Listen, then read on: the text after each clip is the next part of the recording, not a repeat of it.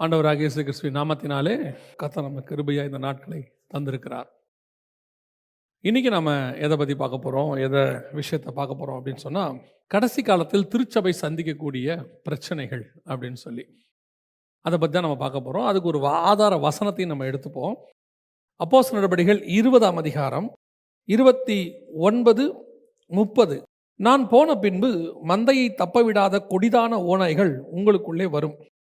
உங்களிலும் சிலர் எழும்பி சீஷர்களை தங்களிடத்தில் இழுத்து கொள்ளும்படி மாறுபாடானவைகளை போதிப்பார்கள் என்று அறிந்திருக்கிறேன். இந்த வசனம் பார்க்க போகிறோம். நம் கண்களை மூடுவோம். நல்ல தகப்பனே, சர்வ வல்லமையுள்ள எங்கள் ஆண்டவரே, இந்த அருமையான நேரத்திற்காக உமக்கு ஸ்தோத்திரம். ஆண்டவரே, உம்முடைய வசனத்தை தியானிக்கும்படி, அதில் நாங்கள் ஆண்டவரை ஆராய்ந்து பார்க்கும்படி நீர் பாராட்டி கொடுத்த எங்களுக்கு தயவுக்காக உமக்கு ஸ்தோத்திரம். இந்த கடைசி காலத்தில் உடைய வசனத்துக்கு ஒரு கூட்டத்தை நீர் உருவாக்குகிறதுக்காக உமக்கு நன்றி. ஆண்டவரே, மகத்துவமுள்ள உம்முடைய வார்த்தைகள் எங்கள் மத்தியிலே வரட்டும். அவைகளை நாங்கள் ஆவலாய் உட்கொள்ள கர்த்தர் எங்களுக்கு கிருபை பாராட்டும். ஆண்டவரே, எங்களுடைய ஆவிக்குரிய வாழ்க்கையின் மிகப்பெரிய பொக்கிஷமாகிய உம்முடைய வசனம் எங்களுக்குள்ளே கிரியை செய்யட்டும். ஆண்டவரே, எங்களை பலப்படுத்தட்டும். எங்கள் மத்தியில் பெரிய காரியங்களை செய்யட்டும். கேட்கிற ஒவ்வொருத்தரும் புரிந்து கொள்ளத்தக்கதாய் ஆவியானவர் பேசுவீராக, ஈடுபடுவீராக. எங்கள் ஆண்டவர் இயேசுவின் நாமத்தில் பிதாவே, ஆமென். நாம் இந்த வசனத்தின் அடிப்படையிலிருந்து நாம் இன்னைக்கு பார்க்கலாம். பொதுவாக சபைக்கு உபத்திரவம் என்பது இந்த கடைசி காலத்தில் மட்டுமல்ல, எல்லா காலத்திலும் இருக்குது. அதாவது சபை உபத்திரவத்தில் தான் ஆரம்பிச்சிச்சே.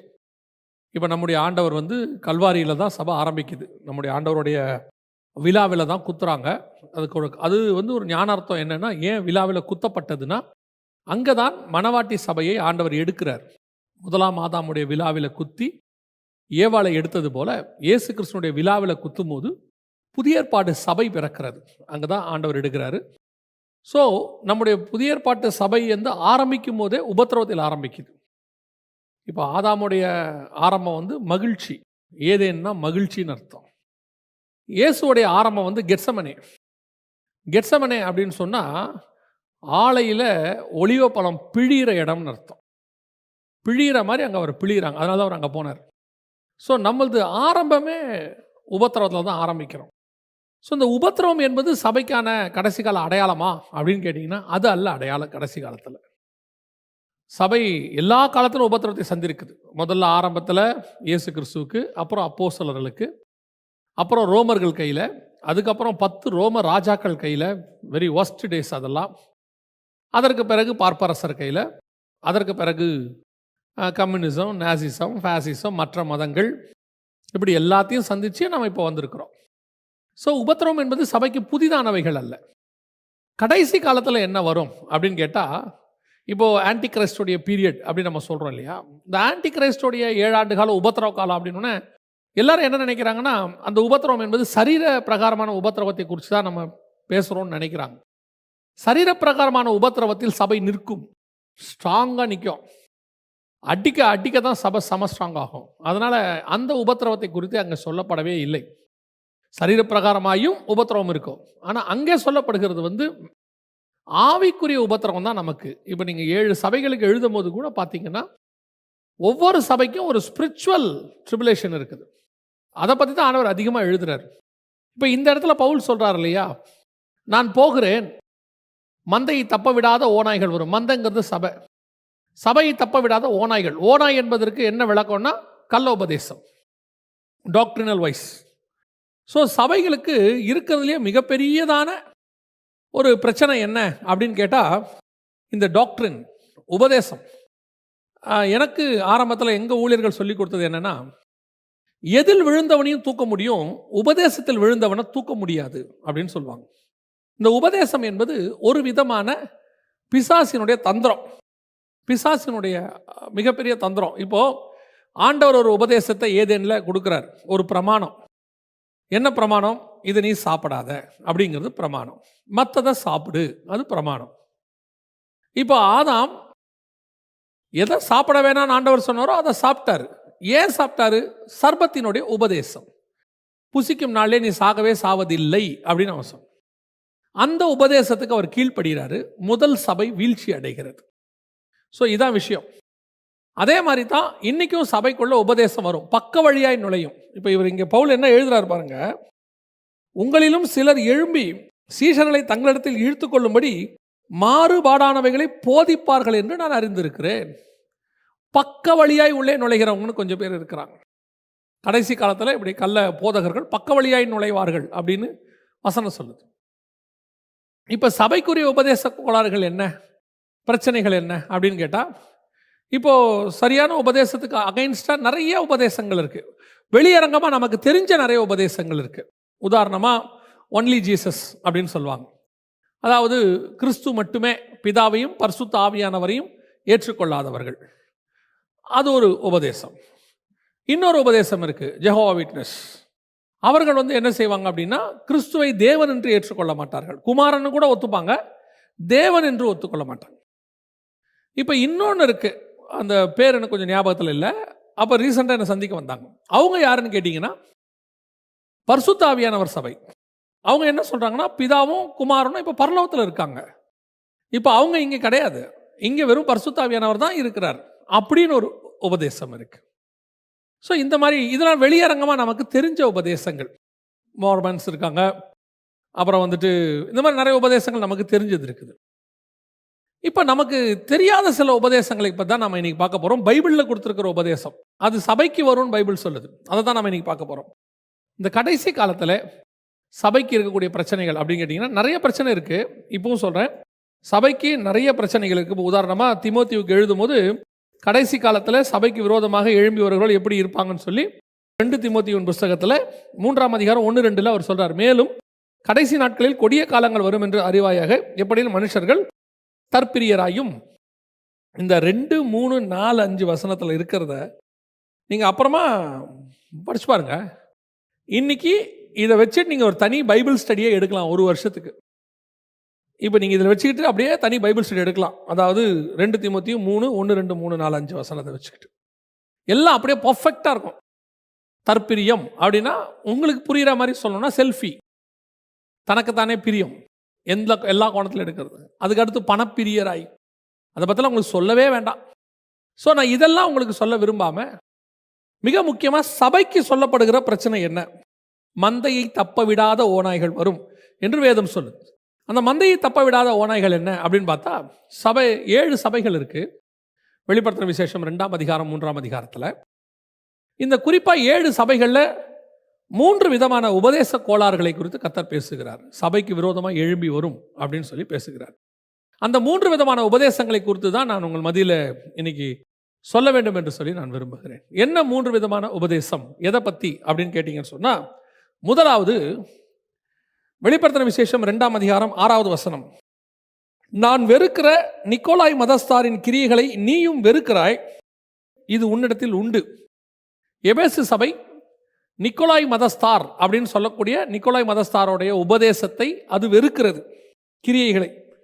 ஆனால் அதே காலத்தில் பெர்கமு சபை, 3வது சபை பெர்கமு, 15வது வசனம், 2:15 வெளிப்படுத்தின விசேஷம், ரெவலேஷன் 2:15. அப்படியே நிக்கோலாய் மதஸ்தாருடைய போதகத்தை கை கொள்ளுகிறவர்களும் முன்னெடுத்தல் உண்டு, அதை நான் வெறுக்கிறேன்.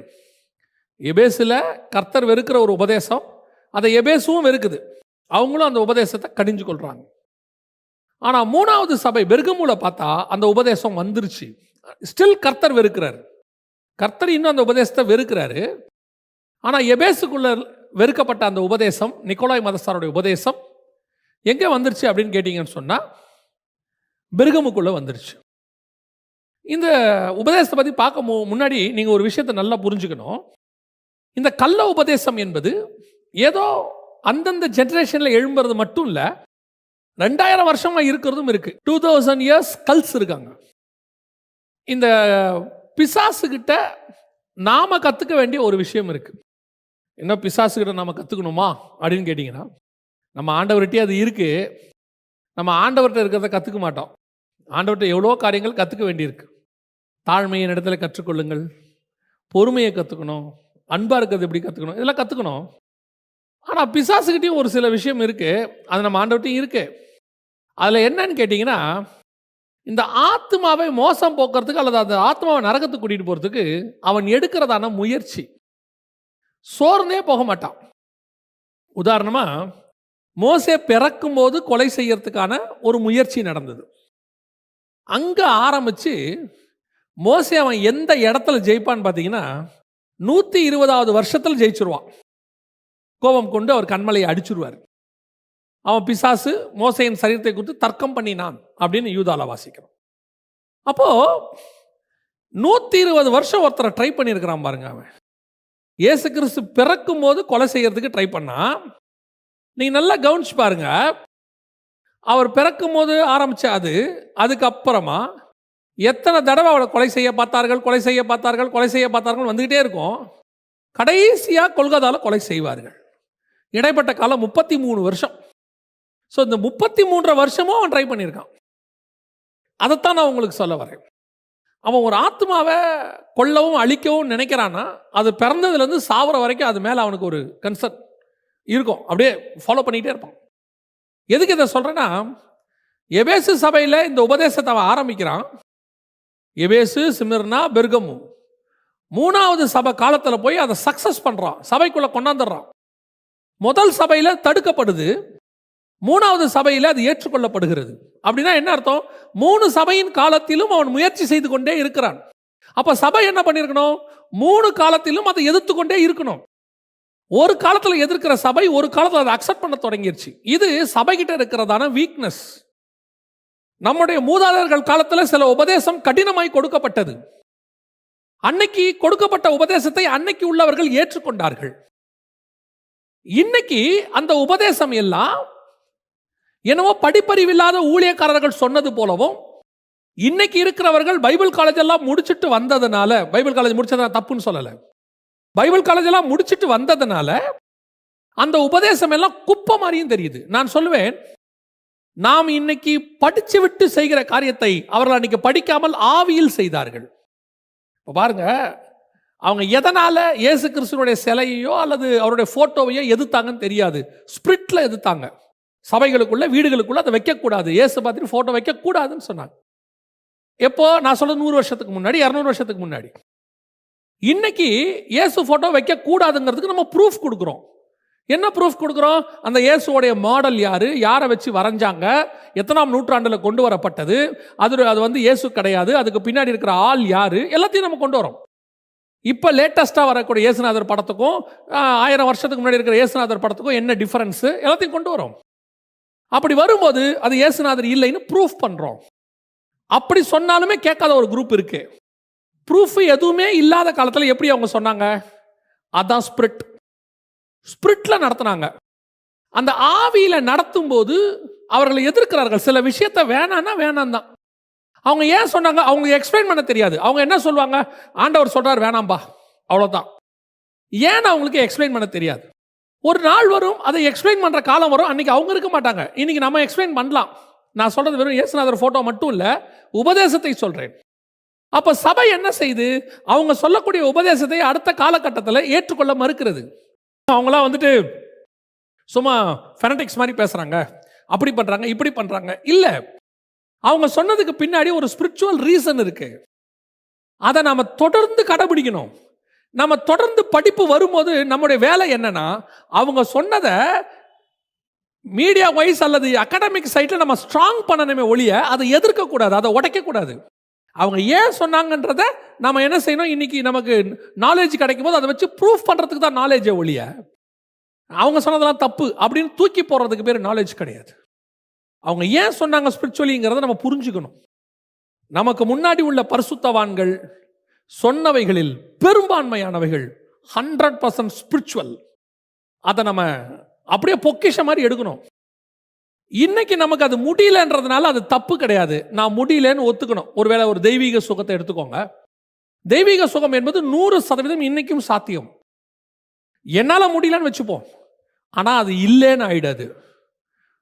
அப்படி தெய்வீக சுகத்துக்கு காத்திருக்கிறவனை பைத்தியக்காரன்னு சொல்லக்கூடாது.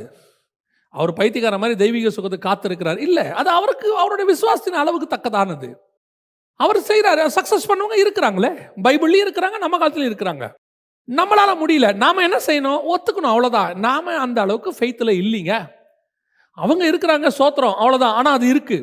ஏன்னா ஆண்டவர் சொல்லி இருக்கிறார். அந்த மாதிரி அது ஒரு உதாரணம். அந்த மாதிரி உபதேசமும் இப்ப எப்படி பிசாசு பாருங்க, ஒரு உபதேசத்தை எப்படி பிடிச்சிக்கிட்டே வராம பாருங்க.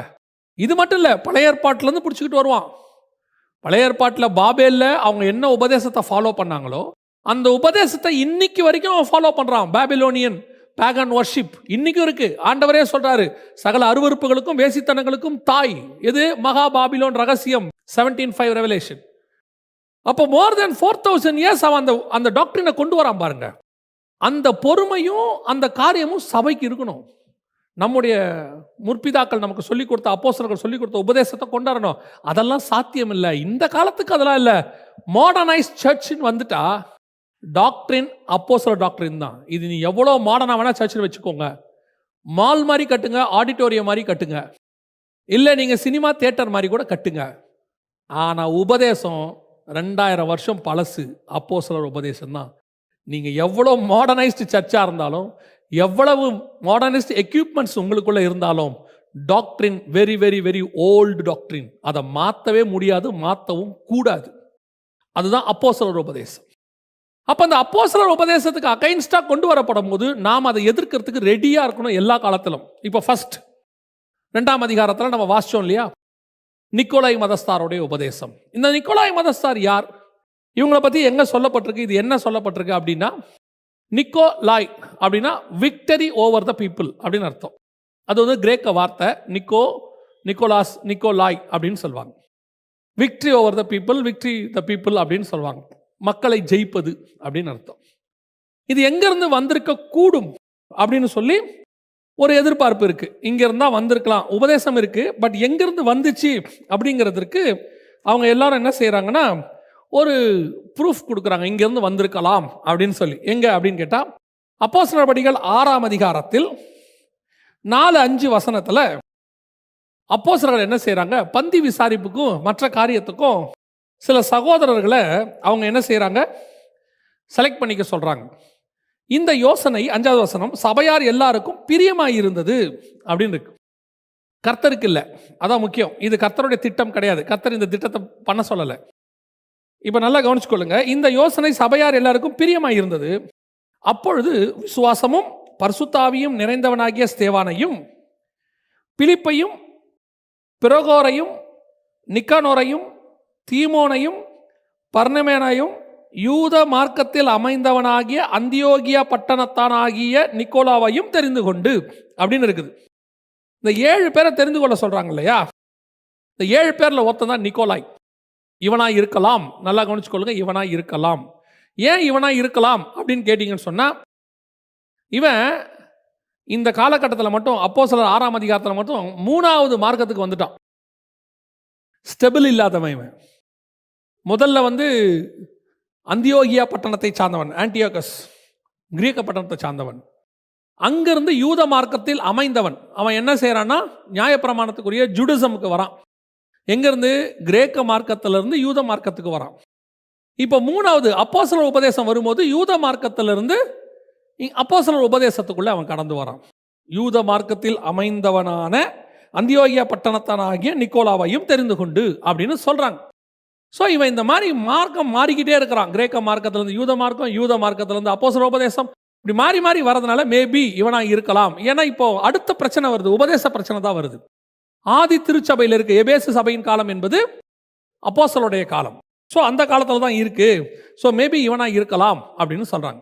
சரி, இந்த உபதேசக்காரங்கிட்ட என்ன இருக்கு அப்படின்னு சொல்லி நீங்க போய் பார்த்தீங்கன்னு சொன்னா, இவங்களை பற்றினதான சில குறிப்புகள் வந்து நமக்கு வலைத்தளத்தில் கிடைக்குது. அதில் மிக முக்கியமாக 3 காரியங்கள் அவங்களை பற்றி கொடுக்கப்பட்டிருக்கிறது. ஒன்று, நியாயப்பிரமாணத்தை அப்படியே ஃபாலோ பண்ணக்கூடியதான இங்கே கொண்டு வந்து, இந்த பிரச்சனை வந்து ஆதி திருச்சபையில் ரொம்ப இருந்துச்சு, நீங்கள் பார்த்துருப்பீங்க. அதாவது பேதுரு வந்து நியாயப்பிரமாணத்துக்கும் இந்த சுயாதீன பிரமாணத்துக்கும் போராடுவார். 2த்துக்கும் நடுவில் இருந்துட்டு மாட்டிட்டு முழிப்பார். யூதர்கள் வரும்போது நியாயப்பிரமாணம் மாதிரி நடந்துப்பார். யூதர்கள் இல்லாத போது போயிட்டு புறஜாதியர் உட்காந்து சாப்பிடுவார். அவங்க வந்தோடனே ஏந்திரிச்சிருவார். இந்த பிரச்சனை போயிட்டே இருக்கும். இந்த பிரச்சனை பவுலுக்கும் இருக்கு. பவுலும் பார்த்தீங்கன்னா புறஜாதியார்கிட்ட போய் ஊழியத்தை முடிச்சுட்டு வரும்போது அவர் என்ன சொல்லிடுவாங்க, இவர் புறஜாதியானா மாறிட்டாரு, ஊருக்குள்ளே விடாத தேவாலயத்துக்குள்ளே விடாருன்னா அவரும் போய் அங்கே போய் என்ன பண்ணுவார், எல்லார மாதிரியும் பணத்தை கட்டி எல்லாம் செய்வார். ஸோ அவருக்கும் அந்த பிரச்சனை இருந்துச்சு. அன்னைக்கு இந்த ஃபர்ஸ்ட் செஞ்சுரியில் இது ஒரு பெரிய பிரச்சனை. யூத மார்க்கமும் அப்போஸ்தல உபதேசமும் போட்டு ரெண்டும் இழுபறியாக இருந்த காலகட்டம். அப்போ அந்த காலத்தில் இப்போ என்ன பண்ணாங்க, நிறைய பேர் அப்படியே நியாயப்பிரமாணத்தை இந்த அப்போஸ்தல உபதேசத்துக்குள்ளே மிக்ஸ் பண்ணி இதை வந்து ஒரு ரிவைஸ்டு வேர்ஷனாக மாற்ற விரும்பினாங்க. அதை தான் பவுல் ரோமருக்கு எழுதின நிருபத்தில் ஒட்டைக்கிறாரு. நியாயப்பிரமாணம் வந்து உன்னை எதுவுமே செய்யாது, நியாயப்பிரமாணம் முடிஞ்சு போச்சுப்பாரு. நியாயப்பிரமாணத்தினால ஒரு பிரோஜனம் இல்லை, நியாயப்பிரமாணம் இருந்ததுனால நான் பாவம் என்னன்னு தெரிஞ்சுக்கிட்டே ஒழிய அது எனக்கு மீட்பை கொடுக்கல. நியாயப்பிரமாணம் எதுவும் கலாத்தியருக்கெல்லாம் எழுதும் போது நியாயப்பிரமாணத்தை அட்டமோஸ்ட் அடித்து உடச்சிடுவார். அப்படி இருக்கும்போது இந்த நியாயப்பிரமாணத்தை உள்ளே கொண்டு வரணும். இன்னும் உங்களுக்கு நமக்கு இன்னைக்கு உள்ள காரங்களுக்கு புரியும்படி சொல்லணும்னா பழைய ஏற்பாட்டு ஆசீர்வாதங்களை நம்ம உள்ளே கொண்டு வரணும். இன்றைக்கி அந்த வசனம் எப்படி வந்துருச்சுன்னா, ஆபிரகாமின் ஆசீர்வாதங்கள் கிறிஸ்து இயேசுவுக்குள்ளாக ஆம் என்றும் ஆமென் என்றும் இருக்குது. இது எல்லாமே லிட்ரலியா அப்படின்னு கேட்டிங்கன்னா, New Testament is full of based on spiritually. New டெஸ்ட்மெண்ட்டில் உலக பிரகாரமான ஆசீர்வாதத்துக்கு எந்த விதமான ப்ரூஃபும் உங்களுக்கு கிடையாது. அப்போ உலக பிரகாரம் ஆசீர்வாதம் கிடையாதா? உலக பிரகாரம் ஆசீர்வாதம் பொருட்டே கிடையாது, அதுக்கான உபதேசமே தேவையில்லை அப்படின்னு அர்த்தம். ஏன், நீ ஸ்பிரிச்சுவல் பிளெஸ்ஸிங்கை நீ கான்சென்ட்ரேட் பண்ண ஆரம்பிச்சிட்டிங்கன்னா ஆட்டோமேட்டிக்காக வேர்ல்ட்லி பிளெஸ்ஸிங் அதோட கூட வந்துடும். இது நீங்கள் தனியாக ஒரு இது அதோடைய டெய்ல்னு வச்சுக்கோங்களேன். ஸ்பிரிச்சுவல் பிளெஸ்ஸிங்கோடைய வால் தான் இது. நீங்கள் போயிட்டே இருந்தால் அந்த வால் பின்னாடியே வரும். அது ஒன்றுமே செய்வானா. இப்போது 23ஆம் சங்கீதம் எடுத்துக்கோங்க. சங்கீதம் என்ன சொல்லுது? கர்த்தரன் மெய்ப்பராய் இருக்கிறார், நான் தாழ்ச்சி அடையேன், அவர் என்னை புல்லுள்ள இடங்களில் மேய்த்து அமர்ந்த தண்ணீரண்டையில் நடத்துகிறார். அப்போ கர்த்தர் நடத்துகிற பாதையில் நான் போயிட்டே இருப்பேன். சங்கீதம் எப்படி முடியுது? நன்மையும் கிருபையும் என்னை தொடரும். அப்படின்னா என்ன அர்த்தம்? அவர் காட்டுற பாதையில் நான் போயிட்டே இருப்பேன், நன்மையும் கிருபையும் என் பின்னாடி வந்துக்கிட்டே இருக்கும்னு அர்த்தம். ஆனால் இன்னைக்கு என்ன சொல்லி கொடுக்குறோம்? நன்மையும் கிருபையும் கேளு, நன்மையும் கிருபையும் தேடு, ஆண்டவர் உனக்கு அதை கொடுப்பார்னு சொல்லி கொடுக்குறோம். இட்ஸ் அ ராங் டாக்ட்ரின், தப்பான வியூ. அதுதான் நமக்கு டோட்டல் பைபிளுமே வேர்ல்ட்லி பிளெஸ்ஸிங்காக தான் எழுதப்பட்டது நீங்கள் நினச்சிக்கிட்டீங்கன்னா இந்த பைபிள் அதுக்கு தேவையே இல்லை. ஏன், வேர்ல்ட்லி பிளெஸ்ஸிங்க்கு பைபிளை விட நல்லா சொல்லி கொடுக்குறவங்க இருக்காங்க. 100 நாளில் கோடீஸ்வரன் ஆவது எப்படி, தொழிலதிபர் ஆவது எப்படி, கோடி கோடியை சம்பாதிப்பது எப்படி, எல்லாம் சொல்லிக் கொடுக்க ஆள் இருக்கு வெளியே. ஆனால் பரலோகத்துக்கு போவது எப்படின்னு சொல்லிக் கொடுக்கறதுக்கு தான் பைபிள். நித்திய ஜீவனை சுதந்திரிப்பது எப்படின்னு சொல்லிக் கொடுக்க தான் பைபிள். மெய்யான தேவன் யார் என்பதை சொல்லிக் கொடுக்க தான் பைபிள். அப்போ இந்த பைபிளை நம்ம எதுக்கு யூஸ் பண்ணிக்கிட்டு இருக்கிறோம்? அப்போ நம்ம பழைய ஏற்பாட்டு பிளெஸ்ஸிங், இந்த நியூ டெஸ்ட்மெண்ட் வந்து என்டையர்லி டிஃப்ரெண்ட்டுங்க. இந்த நியூ டெஸ்ட்மெண்ட்டை நீங்கள் ஓல்ட் டெஸ்ட்மெண்ட்டோட மிக்ஸ் பண்ணி படிக்கணும். அது ஒரு தனி ஸ்டடி. அந்த ஸ்டடியில் தான் நீங்கள் வந்து உண்மையிலேயே காடோடைய மிகப்பெரிய பிளானை புரிஞ்சிக்கவே முடியும். இந்த நியூ டெஸ்ட்மெண்ட்டு ஓல்ட் டெஸ்ட்மெண்ட்டுக்குள்ள பயங்கரமாக மறைஞ்சிருக்கும். நம்ம என்னமோ ஓல்ட் டெஸ்ட்மெண்ட்டை வந்து ஒரு ஒமிட்டட் போர்ஷன் மாதிரி வச்சுருக்கிறோம். ஃபினிஷ்ட் ஆகிடுச்சு, அது முடிஞ்சிருச்சு, அவள் தான், இதுமாதிரி நமக்கு தேவையில்லை அப்படி போதிக்கிறவங்களும் இருக்காங்க. ஓல்ட் டெஸ்ட்மெண்ட்டே தேவையில்லை அப்படிங்கிறவங்களாம் இருக்காங்க. பயங்கரமான மதியணும். ஓல்ட் டெஸ்ட்மெண்ட்டுக்குள்ளே தான் நியூ டெஸ்ட்மெண்ட்டோட சீக்ரெட் வந்து புதஞ்சிருக்கு. அப்படியே இது உள்ளே இருக்கிறதால நீங்கள் ரிவீல் பண்ணி எடுக்கலாம் அதில்.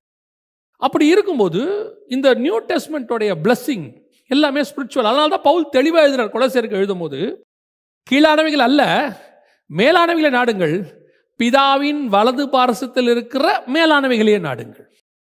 அந்த பக்கத்தில் இருக்கிறது அவருடைய வலது பாரசத்தில் இருக்கிற மேலானவைகளே நாடுங்கள். இன்னும் நீங்கள் போக போக போக பார்த்தீங்கன்னு சொன்னால், இம்மைக்குரியவர்களுக்கு மாத்திரம் நீங்கள் தேடுவதற்கு நம்மை போல பரிதவிக்கப்பட்டவர்கள் ஒருவரும் இல்லை.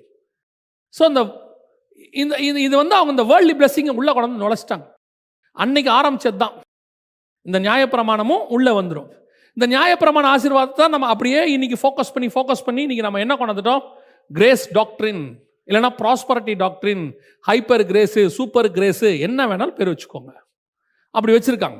வச்சுட்டு உனக்கு இந்த பூமியில் ஆண்டவர் வீடு கொடுப்பார், காரு கொடுப்பார், ஜெட் ஃப்ளைட் கொடுப்பார், அதை கொடுப்பார், இதை கொடுப்பார், எதை வேணாலும் கொடுக்கட்டும். நீ எங்கே வச்சிருக்க போகிற எல்லாத்தையும்? எத்தனை வருஷம் இருக்க போகிற? 70 பலத்தின் மிகுதினால் 80. இந்த 70 வருஷமும் 24/7 365 டேஸ் நீ தேவனோடு கூட சஞ்சரித்தால் கூட உன்னால் பரலோகத்தை அடைய முடியாது. ஏன்? நம்முடைய நீதி அவருக்கு முன்பாக அழுக்கான கந்தைன்னு சொல்லுது. இப்போ நம்ம என்ன பண்ணிட்டு இருக்கிறோம்? முதல் 25 வருஷம் போயிருச்சு, ஆண்டவர் அறியாமலேயே போயிருச்சு. கடைசி 15-20 வருஷம் ஒன்றும் பண்ணவும் முடியாது, அப்படியே உட்கார வேண்டியதான் எங்கேயாவது போய். இடையில இருக்கிற ஒரு 25 வருஷம் 30 வருஷம் இதில் தான் நீ தேவனை தேடி கண்டுபிடிச்சி சஞ்சரித்து பரலோகத்தின் பொக்கிஷங்களை எடுத்து பரலோகத்துக்கு போகிற ரூட்டை கொண்டு போய். இதை பற்றி எந்த கவலையுமே கிடையாது. இந்த பூமிக்குரியதை இம்மைக்குரியதை பற்றி போதிக்கிறதான மிக மோசமான கண்டிஷனில் இன்னைக்கு கடைசி கால சபை. இந்த கடைசி கால சபைக்கு இருக்கிற மிகப்பெரிய போராட்டத்தில் ஒன்று இந்த ப்ராஸ்பரிட்டி டாக்ட்ரின். இந்த ப்ராஸ்பரிட்டி டாக்டரினை குறித்து மிகுந்த எச்சரிக்கையாக இருங்கள். இந்த பூமியில் உங்களுக்கு என்ன தேவையோ அதை கொடுப்பதற்கு பரலோகம் தயாராக இருக்கிறது. எனக்கு எப்பவுமே ஆண்டவர் சொல்லி கொடுத்தது தான். அறுப்பு மிகுதி, ஆட்கள் குறைவு. அறுப்புக்கு வேலையாட்களை அனுப்பும்படி பிதாவின் இடத்துல வேண்டிக் கொள்ளுங்கள்னு சொன்ன இயேசு, அறுப்புக்கு ஆட்களே இல்லைன்னு வெயிட் பண்ணிட்டு இருக்கிற எஜமா அறுக்கிறதுக்கு அருவாளை கொடுப்பாரா மாட்டார? இல்லை அருவாள் இருக்கிறவன் தான் வானா சொல்லுவார், நான் எல்லா ஃபெசிலிட்டிஸும் பண்ணி தரேன்ப்பா, நீ வந்து அறுப்புக்கு வந்தால் போதும், சொல்லவே மாட்டாரா? இன்றைக்கி ஒரு எம்என்சி கம்பெனிக்கு நீங்கள் வேலைக்கு போனீங்கன்னா, மல்டிநேஷனல் கம்பெனிக்கு வேலைக்கு போனீங்கன்னா, ஒரு ஐடி கம்பெனிக்கோ ஏதோ ஒன்று போனீங்கன்னா, இன்றைக்கி விட்டுருங்க, இந்த 1.5 years 2 years விட்டுருங்க, அதுக்கு முன்னாடி வரைக்கும் பிக்கப் அண்ட் ட்ராப் பண்ணுவாங்க. அது மட்டும் இல்லை, உங்களுக்கு அவங்களே ஃபுட் ப்ரொவைட் பண்ணுவாங்க, காஃபி டைம் எல்லாமே இருக்கும், அங்கே லஞ்சு டின்னர் எல்லாம் இருக்கும். போதாததுக்கு உங்களுக்கு வீக்லி ஒன்ஸு ரெக்ரியேஷன் எல்லாம் வச்சு வீக்கெண்ட்ஸு அது இதுன்னு கொடுத்து, ஏன் அவன் கம்பெனிக்கு ஒர்க் பண்ணுற ஒன்று அவங்கள சந்தோஷமாக வச்சுக்கணும்னு நினைக்கிறாங்க. அப்போ தான் நீங்கள் நல்லா வேலை செய்வீங்க அப்படின்னு சொல்லி அவங்களுடைய மனநிலை மென்டாலிட்டி. சில கம்பெனிஸ் எல்லாம் ஆஃபீஸ்க்கு நீங்கள் ஏறின உடனே அந்த பஸ்ஸே பார்த்தீங்கன்னு சொன்னால் அவ்வளோ லக்ஸூரியஸ் பஸ், அவ்வளோ கம்ஃபர்ட்டாக போகிறதுக்கு வச்சுருக்கிறாங்க. ஒரு உலக பிரகாரமான ஒரு அரசாங்கமே கம்பெனியோ இப்படி செய்யும் போது பரலோகம் உங்களை எவ்வளோ கம்ஃபர்ட்டாக வச்சுக்கணும் தெரியுமா? நீங்கள் நினைக்கிற கம்ஃபர்ட் வேறு. நம்ம உடனே என்ன நினைப்போம், கம்ஃபர்ட்னா நமக்கும் ஒரு 3 பெட்ரூமில் வீடும், அப்படியே நல்ல வாசலில் தோட்டமும் 2 காரும், பிள்ளைகளுக்கு தேவையானதெல்லாம் கொடுத்து அப்படியே அப்படி ஊழியம் அந்த ஊழியம் பண்ணுறதுக்கு இது இல்லை, இது அந்த ஊழியம் வராது. இது எது தெரியுமா? நான் மரித்து நித்திய ஜீவனை சுதந்திரிக்கணும். இதோட நித்திய ஜீவனை சுதந்திரிக்கிறதோட வேலையை நான் சாவது தான். நான் இல்லாமல் போனோம், அவர் இருக்கணும். என்னை நானே சிலுவையில் அறிந்திருக்கிறேன். அப்போ இந்த வேலையோட வேலை என்ன? முக்கியமான வேலை என்ன? ஒரு பக்கம் நான் இயேசுவை சொல்கிறேன், இன்னொரு பக்கம் நான் செத்துக்கிட்டு இருக்கிறேன், சாகணும், என்னை தொலைக்கணும், என் அடையாளம் தொலைக்கணும். நான் அல்ல, இனி கிறிஸ்துவே எனக்குள் வாழுகிறார். என்னை தொலைக்க தொலைக்க தொலைக்க அவர் பெருக பெருக பெருக, நான் சிறுகவும் அவர் பெருகவும் வேண்டும். நான் காணாம போனோம், அவர் இருக்கணும். நான் ஊழியத்தை முடிக்கும் போது நான் இருக்கவே கூடாது, மறைஞ்சிருக்கணும், அவர் மட்டும் வெளிப்பட்டிருக்கணும். This is ministry, New Testament ministry. அதுதான் பவுல் எழுதுறாரு. இனி கிறிஸ்துவையே நாங்கள் மாம்சத்தின்படி அறியோம். நானே இருக்க மாட்டேன், என்னை நான் சிலுவையில் அறைந்திருக்கிறேன். இனி நான் அல்ல, கிறிஸ்து எனக்குள் பிழைத்திருக்கிறார். அப்போ எனக்கு கொடுக்கப்படுகிற ஃபெசிலிட்டி எதுக்கு தெரியுமா? என்னை தொலைக்கிறதுக்கு என்னென்ன ஃபெசிலிட்டி வேணுமோ எல்லாத்தையும் ஹெவன்லி கவர்மெண்ட் செய்யும். அதோட எனக்கு சாப்பாடு தேவையா சாப்பாடு கொடுக்கும், ட்ரெஸ் தேவையா ட்ரெஸ் கொடுக்கும், எனக்கு பிள்ளைகளுக்கு என்னுடைய சந்ததிக்கு என்ன தேவை அதை கொடுக்கும். நான் என்ன எதிர்பார்க்குறேன்? இந்த உலகத்தில் வேலை செய்கிறவன மாதிரியே நானும் நல்லா இருக்கணும்னு எதிர்பார்க்குறேன். அதை பரலோகம் இல்லை. அதுக்கு நீ இந்த மினிஸ்ட்ரி லைக் படாது. இது வேற, இது ஹெவன்லி கவர்மெண்ட். இதுக்கும் அப்படியே ஹெவனுக்கும் பூமிக்கும் என்டையர்லி டிஃபரெண்ட். இப்போ ஆண்டவர் சொல்கிறார்ல, உங்களுடைய ராஜ்யம் பரலோகத்தில் உங்களுடைய ராஜ்யம் செய்யப்படுவது போல பூமியில். பரலோகம் ஃபுல்லாக ஸ்பிரிட், இது ஃபுல்லாக ஃப்ளெஷ். இது காணக்கூடியது, இது பார்க்கக்கூடாதது. புரியுதுங்களா? இது மரணத்துக்குரியது, அது மரணம் இல்லாதது. இது அழிவுக்குரியது, அது அழிவு இல்லாதது. இது பாவம் உள்ளது, அது பாவம் இல்லாதது. இதுக்கு ஒரு டைம் இருக்கு, அது எட்டர்னல். Entirely opposite. அப்போ ஆப்போசிட்டா இருக்கிற வேர்ல்டுக்கு நான் போக போறேன், ஆப்போசிட்டா இருக்கிற வேர்ல்டுக்கு நான் ப்ரொமோஷன் ஆக போறேன்னா அதுக்கேற்ற மாதிரி தானே என்ன மாற்றுவாரு. அப்போ அதுக்கேற்ற மாதிரி நான் மாறணும்னா அதுக்கேற்ற மாதிரி தானே எனக்கு ஃபெசிலிட்டிஸும் பண்ணி கொடுப்பாரு. நான் என்ன கேட்குறேன்? இந்த பூமியிலே வாழ்கிற மாதிரி ஃபெசிலிட்டிஸ் கேட்குறேன். அதுக்கு இந்த மினிஸ்ட்ரி லைக் படாது. இந்த மினிஸ்ட்ரியோட ஸ்பெஷாலிட்டி என்னன்னா, அது எப்படின்னா அவர் பெருகிக்கிட்டே வருவார், நான் குறுகிக்கிட்டே போவேன். இந்த மினிஸ்ட்ரியை முடிக்கும் போது கிறிஸ்து நிற்பார், நான் இருக்க மாட்டேன், நான் இருக்கக்கூடாது. எங்கேயா போனா? எலியா காணாம போயிட்டான், பவுல் காணாம போயிட்டான், பேதுரு எப்படி இருப்பார் தெரியாது, காணாம போயிட்டாரு. கிறிஸ்து மட்டும் நிற்பார். அதுதான் மினிஸ்ட்ரி. ஸோ நீங்கள் இந்த வேர்ல்ட்லி பிளெஸிங்கை உள்ளே கொண்டு வராதீங்க. வேர்ல்ட்லி பிளெஸிங் என்பது இவங்க சொல்கிற பிளெஸிங்கே வேற. இவங்களுக்கு இதெல்லாம் பிளெஸிங்காக தெரியுது. இதெல்லாம் பிளெஸிங்னு யார் சொன்னா? முதல்ல நம்மளா நினச்சிக்கிறோம். இப்போ பாருங்க, 5 star ஹோட்டலில் சாப்பிட்றது பிளெஸிங். நம்மளை பொறுத்த வரைக்கும் போய் லீ மெரிடின்லேயோ அல்லது பெரிய ஹில்டன் குரூப்ஸ்லேயோ போய் உட்காந்து சாப்பிட்றது பிளெஸிங் நமக்கு. இந்த ரோட்ல இருக்கிறவனுக்கு பக்கத்தில் இருக்கிற ரெஸ்டாரண்ட்ல கொண்டு போய் உட்கார வச்சு சாப்பிட்டா அதுவே அவனுக்கு பெரிய பிளெஸிங். அவன் என்ன சொல்லுவான்? இன்னைக்கு பெரிய கடவுள் ஆசீர்வதிச்சாரு, இன்னைக்கு கூட்டு போய் ரெஸ்டாரண்ட்ல உட்கார வச்சு எனக்கு நல்லா சாப்பாடு வாங்கி கொடுத்தாங்க, மீஹூன் வாங்கி கொடுத்தாங்க அப்படின்னு சொன்னால அவனுக்கு அது பிளெஸிங். அப்போ பிளெஸிங்கோடைய அளவு தான் என்ன? எதுதான் பிளெஸிங்கோடைய உண்மையான பிளெஸிங்? இது எதுவுமே பிளெஸிங் கிடையாது. பிளெஸிங் என்பது உள்ள இருக்கு. இவ்வளோத்தையும் வச்சுட்டு பணக்காரன் சாப்பிட முடியாம ஹாஸ்பிட்டல்ல படுத்திருக்கான் பாருங்க, அது பிளெஸிங்கா? எல்லாத்தையும் வச்சுக்கிட்டு ஆக்சிஜன் கிடைக்காம, சிலிண்டர் கிடைக்காம அப்படியே கார் ஓரத்தில் ஒருத்தன் படுத்திருந்தானே, அதுக்கு பேர் பிளெஸிங்கா? அவனை கூப்பிட்டு கேளுங்க, எப்பா you have millions and millions, you are the blessed man. ஓ, ஒரு சிலிண்டர் கிடைக்கலையா, என்ன போய் பிளஸட் மேன் சொல்றீங்க? அப்புறம் யார் பிளஸட் மேன்? அங்க ஒருத்தன் நடந்து போறான் பாரு, என்ன ஜாலியா மாஸ்க் கூட போடாம ஜாலியா போயிட்டு இருக்கான் பாரு, உண்மையிலேயே அவன் தான் பிளஸிங். அப்ப பிளஸிங் என்பது என்ன? வெளியே இல்ல, உள்ள இருக்கு. உள்ள யாராலையுமே கொடுக்க முடியாத ஒரு பிளஸிங்க தேவன் எனக்கு தந்திருக்கிறார். உலகம் கொடுக்கக்கூடாததும் எடுக்கக்கூடாதும் இந்த பிளஸிங்கை விரும்பணும். இந்த பிளஸிங் வர வர வர இது போகும், அவர் நிற்பாரு, நான் காணாம போயிடுவேன். ஸோ நிக்கோலாய் மதஸ்தாருடைய ஃபர்ஸ்ட் உபதேசம் தான் இந்த கிரேஸ் டாக்ட்ரின். இதை சபைக்குள்ள அன்னிலிருந்து வந்துகிட்டே இருக்கு. இன்னைக்கு ரொம்ப அதிகம், அதுவும் வெளிநாட்டு சபைகளில் ரொம்ப அதிகம். உங்களோட கண்ணை மாயையை மறைச்சு வச்சிருக்கான். அப்படியே ஒரு ஒரு ஊழியக்காரன் சொன்னா he must be have the branded car, அதில் வந்து தான் இறங்கணும், அப்போதான் மரியாதை. நான் சொல்கிறேன், காருக்கு கிடைக்காத மரியாதை, நீ போட்டிருக்க கோட்டு சூட்டுக்கு கிடைக்காத மரியாதை, உன் கையில் இருக்கிற கிரெடிட் டெபிட் கார்ட்ஸ்க்கு கிடைக்காத மரியாதை, உன் வாயிலிருந்து வெளிப்படும் ஒரு ரெவலேஷனுக்கு கிடைக்கும். நீ கர்த்தருடைய வார்த்தையை வெளிப்படுத்தும் போது உன் மேல் பரலோகத்தினுடைய ஆசீர்வாதம் இறங்கும். இதுதான் இப்போ இவ்வளோ இறங்கி நீ காரில் போய் இறங்கி 2 பாட்டை பாடிட்டு என்டர்டைன் பண்ணிட்டு நீ ஏறி போயிடு. ஆனால் இது கூட எதுவுமே இல்லை, நார்மலாக போய் ஒரு மனுஷனை ஆண்டவருக்குள்ளே நடத்திட்டு போயிடு. எது பிளெஸ்ஸிங்?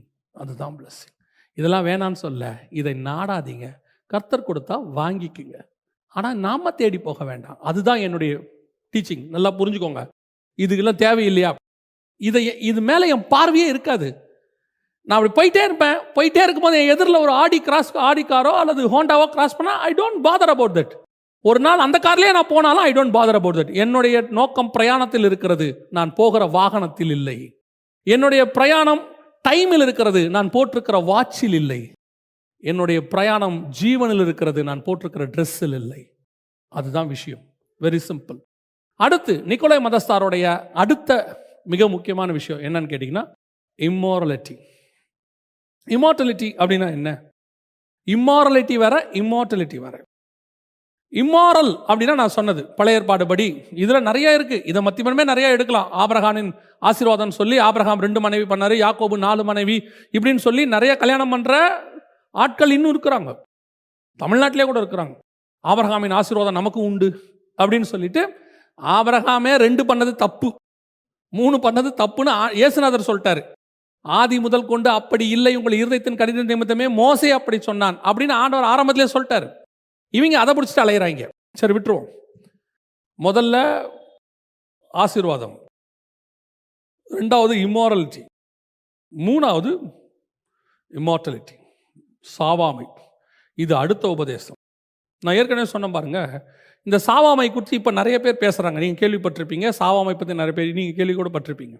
ஆனால் இது எங்கே உள்ள உபதேசம் தெரியுமா? ஏதேனில் உள்ள உபதேசம். இயேசு ஆண்டவர் நீ சாவேன்னு சொல்கிறாரு, சாப்பிட்டா. அவன் சொல்கிறான் பிசாசு நீ சாக மாட்டேன்னு சொல்கிறான். இப்போ எடுத்துக்கோங்க, இப்போவும் ஆண்டவர் சொன்னார், உலக பிரகாரமான மாம்சத்தை குறித்து ஆண்டவர் பேசவே இல்லை. நித்திய ஜீவனை பற்றி தான். ஒருவன் மரித்தாலும் பிழைப்பான் அப்படின்னா என்னன்னா, நீ சரீரத்தில் மறைத்தாலும் நீ ஆத்மாவில் பிழைத்திருப்பேன்னு அர்த்தம். இப்போ பவுல் சொல்றாரு, இனி நாம் நித்திரை அடைகிறது இல்லை அப்படின்னா என்ன அர்த்தம்? நாமெல்லாம் சாவறதே இல்லைன்னு அர்த்தமா? இல்லை. அப்போ அதே பவுல் தான் எழுதுறாரு, முந்தி நித்திரை அடைந்தவர்களை குறித்து நீங்கள் அறிவில்லாதிருக்க எனக்கு மனம் இல்லை, 1 தெசலோனிக்கேயர் 4:13 எழுதுறாரு. அப்போ என்ன அங்கே நித்திரை அடைவதில்லைன்னு எழுதுற? முந்தி நித்திரை அடைந்தவர் நிமித்தம் நீங்கள் அறிவில்லாதிருக்க எனக்கு மனம் இல்லைன்னு எழுதுற. அப்போ இதுன்னா அதென்ன? நான் பேசுனது சரீர மரணம் இல்லையா? இது ஒரு சாதாரண பிலீவருக்கு தெரியும். சாதாரண பிலீவருக்கு தெரியும். இந்த சரீரம் என்பது ஒரு நாள் போகும். நீங்கள் வருகையில் போனாலும் இந்த சரீரம் மாறிடும், மறுரூபம் ஆயிடும். இந்த சரீரம் வந்து இந்த பூமிக்காக உண்டாக்கப்பட்டது. அவ்வளோதான், ஓவர். இப்போ நீங்கள் யூகேக்கு போகிறீங்க, யூகேக்கு போய் ஒரு மீட்டிங்க்கோ எதுக்கோ போகிறீங்க. ஃப்ளைட்டை விட்டு இறங்கினோடனே you must wear the jerkin. Must. Without jerkin you can survive அது. நீங்கள் அதுவும் டிசம்பர் மாதம்லாம் போனீங்கன்னா நல்லா ரக்கு போட்டு மேலே ஜெர்கின் போட்டு ஓகே. அதே ஃப்ளைட்டை பிடிச்சி நீங்கள் மலேசியாவில் வந்து சென்னையில் வந்து இறங்குறீங்க, first you will remove your jerkin. ஏன்? கொதிக்குதுப்பா, முடியல. அங்கே இருக்கும்போது அது தேவை, மஸ்ட். இங்கே வரும்போது அது ரிமூவ் ஆகிடும். அதே தான் இந்த பூமிக்கு, என் ஆத்மாவுக்கு இந்த சரீரம் தேவை. இந்த பூமியை விட்டு நான் டேக் ஆஃப் ஆகும்போது இது ரிமூவ் ஆயிடணும். ஏன்? காண்கிறவைகள் அநித்தியமானவைகள், காணாதவைகளோ நித்தியமானவைகள். பரலோக ராஜ்யத்தை ரத்தமும் மாம்சமும் சுதந்தரிப்பது இல்லை. இது போயிடும், அவ்வளோதான். இது நீங்கள் உயிரோடு இருந்தாலும் போவோம், வருகையில் போனாலும் போவோம். இதை பற்றிய பேச்சே கிடையாது. இப்போ என்ன சொல்கிறாங்க? நீ சாவதில்லை அப்படின்னா என்ன? 300 வருஷம் உயிரோடு இருக்கியா? இருந்துட்டு போ. 400 வருஷம் உயிரோடு இருக்கியா? இருந்துட்டு போ. 969 வருஷம் உயிரோடு இருந்தாலும் நீ சாவ. மெத்துசுலா 70 வருஷம் 80 வருஷத்துக்குலாம் சும்மா பேசி திரிகிறாங்க. நீ 969 வருஷம் இருந்தாலும் நீ சாவ. ஏன்னா வசனம் சொல்லுது 969 வருஷம் மெத்துசுலா உயிரோடு இருந்து மரித்தான். அப்போ சாவ மாட்டேன்னா அது பழைய ஏற்பாடு. புதிய ஏற்பாட்டுக்கு வந்துருவோம். புதிய ஏற்பாட்டில் சாகாத அப்போஸ்தலன் யாரு? புதிய ஏற்பாட்டில் சாகாத அப்போஸ்தலன் யாரு? அத்தனை பேரும் மரணத்தை ருசி பார்த்துருக்குறாங்க. இயேசுநாதரே செத்துருக்கிறாரு. அத்தனை பேரும் செத்துருக்காங்க. ஆனால் மரணம் அவர்களை ஜெயிக்கவில்லை. அவர்கள் மரணத்தை ஜெயமாய் விழுங்கினார்கள். மரணம் அவர்களை நிறுத்தவில்லை, கட்டுப்படுத்தவில்லை. அந்த மரணத்தையும் ஜெயித்து அவர்கள் அப்போ மரணத்தை ஜெயிச்சு அனுப்பிச்சிருக்கிறாங்க. நீ மரணத்தை ஜெயிச்சாங்கிறத அப்போ மரணத்தோட போராடினாதானே தெரியும் மரணத்தை ஜெயிச்சேன்னு. ஸோ இந்த சாவாமைங்கிற உபதேசம் பிசாசுக்குரியது. ஏதேனில் ஆரம்பிச்சது. வசனம் தெளிவாக சொல்லுது புதிய ஏற்பாட்டில், ஒரே தரம் மரிப்பதும் பின்னர் நியாய தீர்ப்பு அடைவதும் மனுஷனுக்கு நியமிக்கப்பட்டிருக்கிற படியே. எபிரேயருக்கு. ஸோ இங்கே இருக்கு மரணம் என்பது. பைபிள் வந்து எப்போவுமே பேசுறது ஆத்ம மரணத்தை பற்றி. சரி, இப்போ இப்படி எடுத்துப்போம். லாசரு ஒரு தடவை மரித்து 2வது தடவை உயிரோடு எழுந்தார். எவிருவின் மகள். இப்போ இவங்களாம் என்ன கணக்கு? மரணத்தை ஜெயிச்சு சாவாமைக்குள்ளே வந்துட்டாங்களா? அதுக்கப்புறம் அவங்க இயேசுவே உயிரோடு எழுப்பிட்டாரு, அதுக்கப்புறம் அவங்க சாவாமல் இருக்காங்களா? லாசர் இருக்கிறாரா? இன்னைக்கு நிறைய பேர் இந்த மாதிரி உபதேசத்தில், இந்த நிக்கோலாய் மதஸ்தாருடைய உபதேசம் இன்னைக்கும் இருக்கிறது. இன்னைக்கும் உங்களை மோசம் போக்கிக்கிட்டு இருக்கு. ரொம்ப கேர்ஃபுல்லாக இருந்து கொள்ளுங்க. இப்படிப்பட்ட ஆட்கள் வருவாங்க. இது வந்து காலகாலமாக 2000 வருஷம் 4000 வருஷமாக ஒரு உபதேசம். உங்களை மோசம் போக்குவாங்க. நல்லா கவனிச்சுக்கொள்ளுங்க. நீங்கள் மரணம் அடையணும்னு நான் சொல்லலை. கர்த்தருடைய வருகை வந்தால் நாம் வருகையில் போக போகிறோம். ஒருவேளை மரணம் முந்துமானால் நாம் மரிக்க போகிறோம். நாம் ஜீவனோடு இருந்தாலும் மரித்தாலும் நமக்கு ஒன்று தான், நம்முடைய ஆத்மா பரதீசுக்குள்ளே பிரவேசிக்கும். அது இந்த மரணம் நம்மை நிறுத்த போகிறது கிடையாது. இந்த மரணம் என்பது எனக்கு கொடுக்கப்படுகிற ரெஸ்ட். இந்த பூமியில் நீ முடிச்சிட்ட, நீ புறப்பட்ட அங்கே போன்றாரு. நான் போகிறத இந்த பூமி என்ன மரணம்னு சொல்லுது. நான் இங்கே வேலையை முடிச்சிட்டேன், அந்த வேலையை நான் வந்த வேலையை முடித்த உடனே நான் கிளம்பி போகிறேன். அப்படி இருக்குதா? பைபிளில் இருக்குது.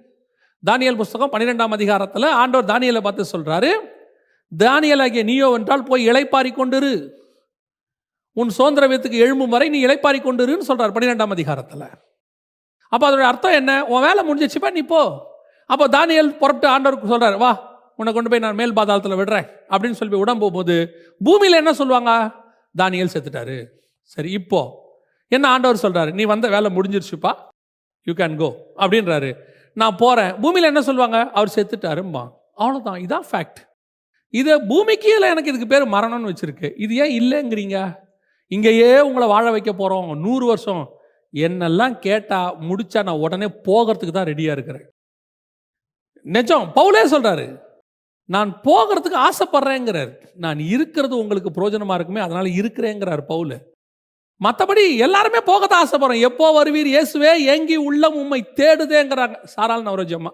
அதுதான் ஃபேக்ட். இன்ப இயேசு ராஜாவை நான் பார்த்தால் போதும், மகிமையில் அவரோடு கூட நான் வாழ்ந்தால் போதும். இப்போ நம்ம அதெல்லாம் சாவு பாட்டாக மாற்றிட்டு சாவையே ரொம்ப தப்பாக மாற்றிட்டோம். இவங்களோடலாம் இருக்கிறதுக்கு பேசாமல் போகலாம். நம்ம ஆண்டவர் கூப்பிட்டா போயிட்டே இருக்கலாம். வேலையை முடித்தோமா, முடிக்காமல் போயிடக்கூடாது. வேலையை முடித்தோமா, போனோமான்னு இருக்கணும். எவ்வளோ பெரிய மகிமையான தேசத்துக்குள்ளே பிரவேசிக்க போகிறோம். என் கண்கள் காணாததும் என் காதுகள் கேட்காததும் என் மனுஷனுடைய கற்பனைக்கு தோன்றாத தேசத்துக்குள்ள நான் பிரவேசிக்க போகிறேன் போது எவ்வளோ எக்ஸைட்மெண்ட். யூகே யூஎஸ்க்கு போகிறோம் முதல் தடவைனாலே அவ்வளோ எக்ஸைட்மெண்ட் இருக்குது. ஹெவன், நம்ம உள்ளுக்குள்ளே பாரடைஸ்குள்ளே போகிறோம். எவ்வளோ பெரிய எக்ஸைட்மெண்ட் அது. இது இவங்களுக்கு இந்த பூமி பிடிச்சிருக்கு. இந்த வியாதி, இந்த பலகீனம், இந்த சண்டை, இந்த மீடியா, இங்கே போடுற கத்தல் கூச்சல், இதெல்லாம் இவங்களுக்கு பிடிச்சிருக்கு. அவனுங்க அங்கே இருக்க விரும்புகிறாங்க. எனக்கு தேவனோட இருக்க பிடிச்சிருக்கு, நம்ம போக விரும்புகிறோம். அவனுங்களை விட்டுருவோம்.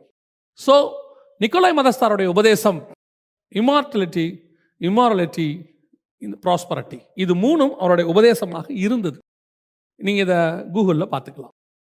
அடுத்தபடியாக ரெண்டாவது சபைக்கு இந்த கடைசி காலத்தில் வரக்கூடிய உபதேச பிரச்சனை என்ன அப்படின்னு கேட்டீங்கன்னு சொன்னால், வெளிப்படுத்தின விசேஷம் 2ஆம் அதிகாரம் 14வது வசனம். சில காரியங்களை குறித்து உன் பேரில் எனக்கு ஒரு குறை உண்டு. சபையை பார்த்து ஆண்டவர் சொல்றாரு, சில காரியங்களை குறித்து உன் பேரில் எனக்கு ஒரு குறை உண்டு. விக்கிரகங்களுக்கு படைத்தவைகளை புசிப்பதற்கும் வேசித்தனம் பண்ணுவதற்கும் ஏதுவான இடரலை இஸ்ரவேல் புத்திரருக்கு முன்பாக போடும்படி பாலாக் என்பவனுக்கு போதனை செய்த பிழையாமுடைய போதகத்தை கை கொள்ளுகிறவர்கள் உன்னிடத்தில் உண்டு. பாலாக் பிழையாம் எங்க? எண்ணாகமம். எங்க இருக்கிறாங்க?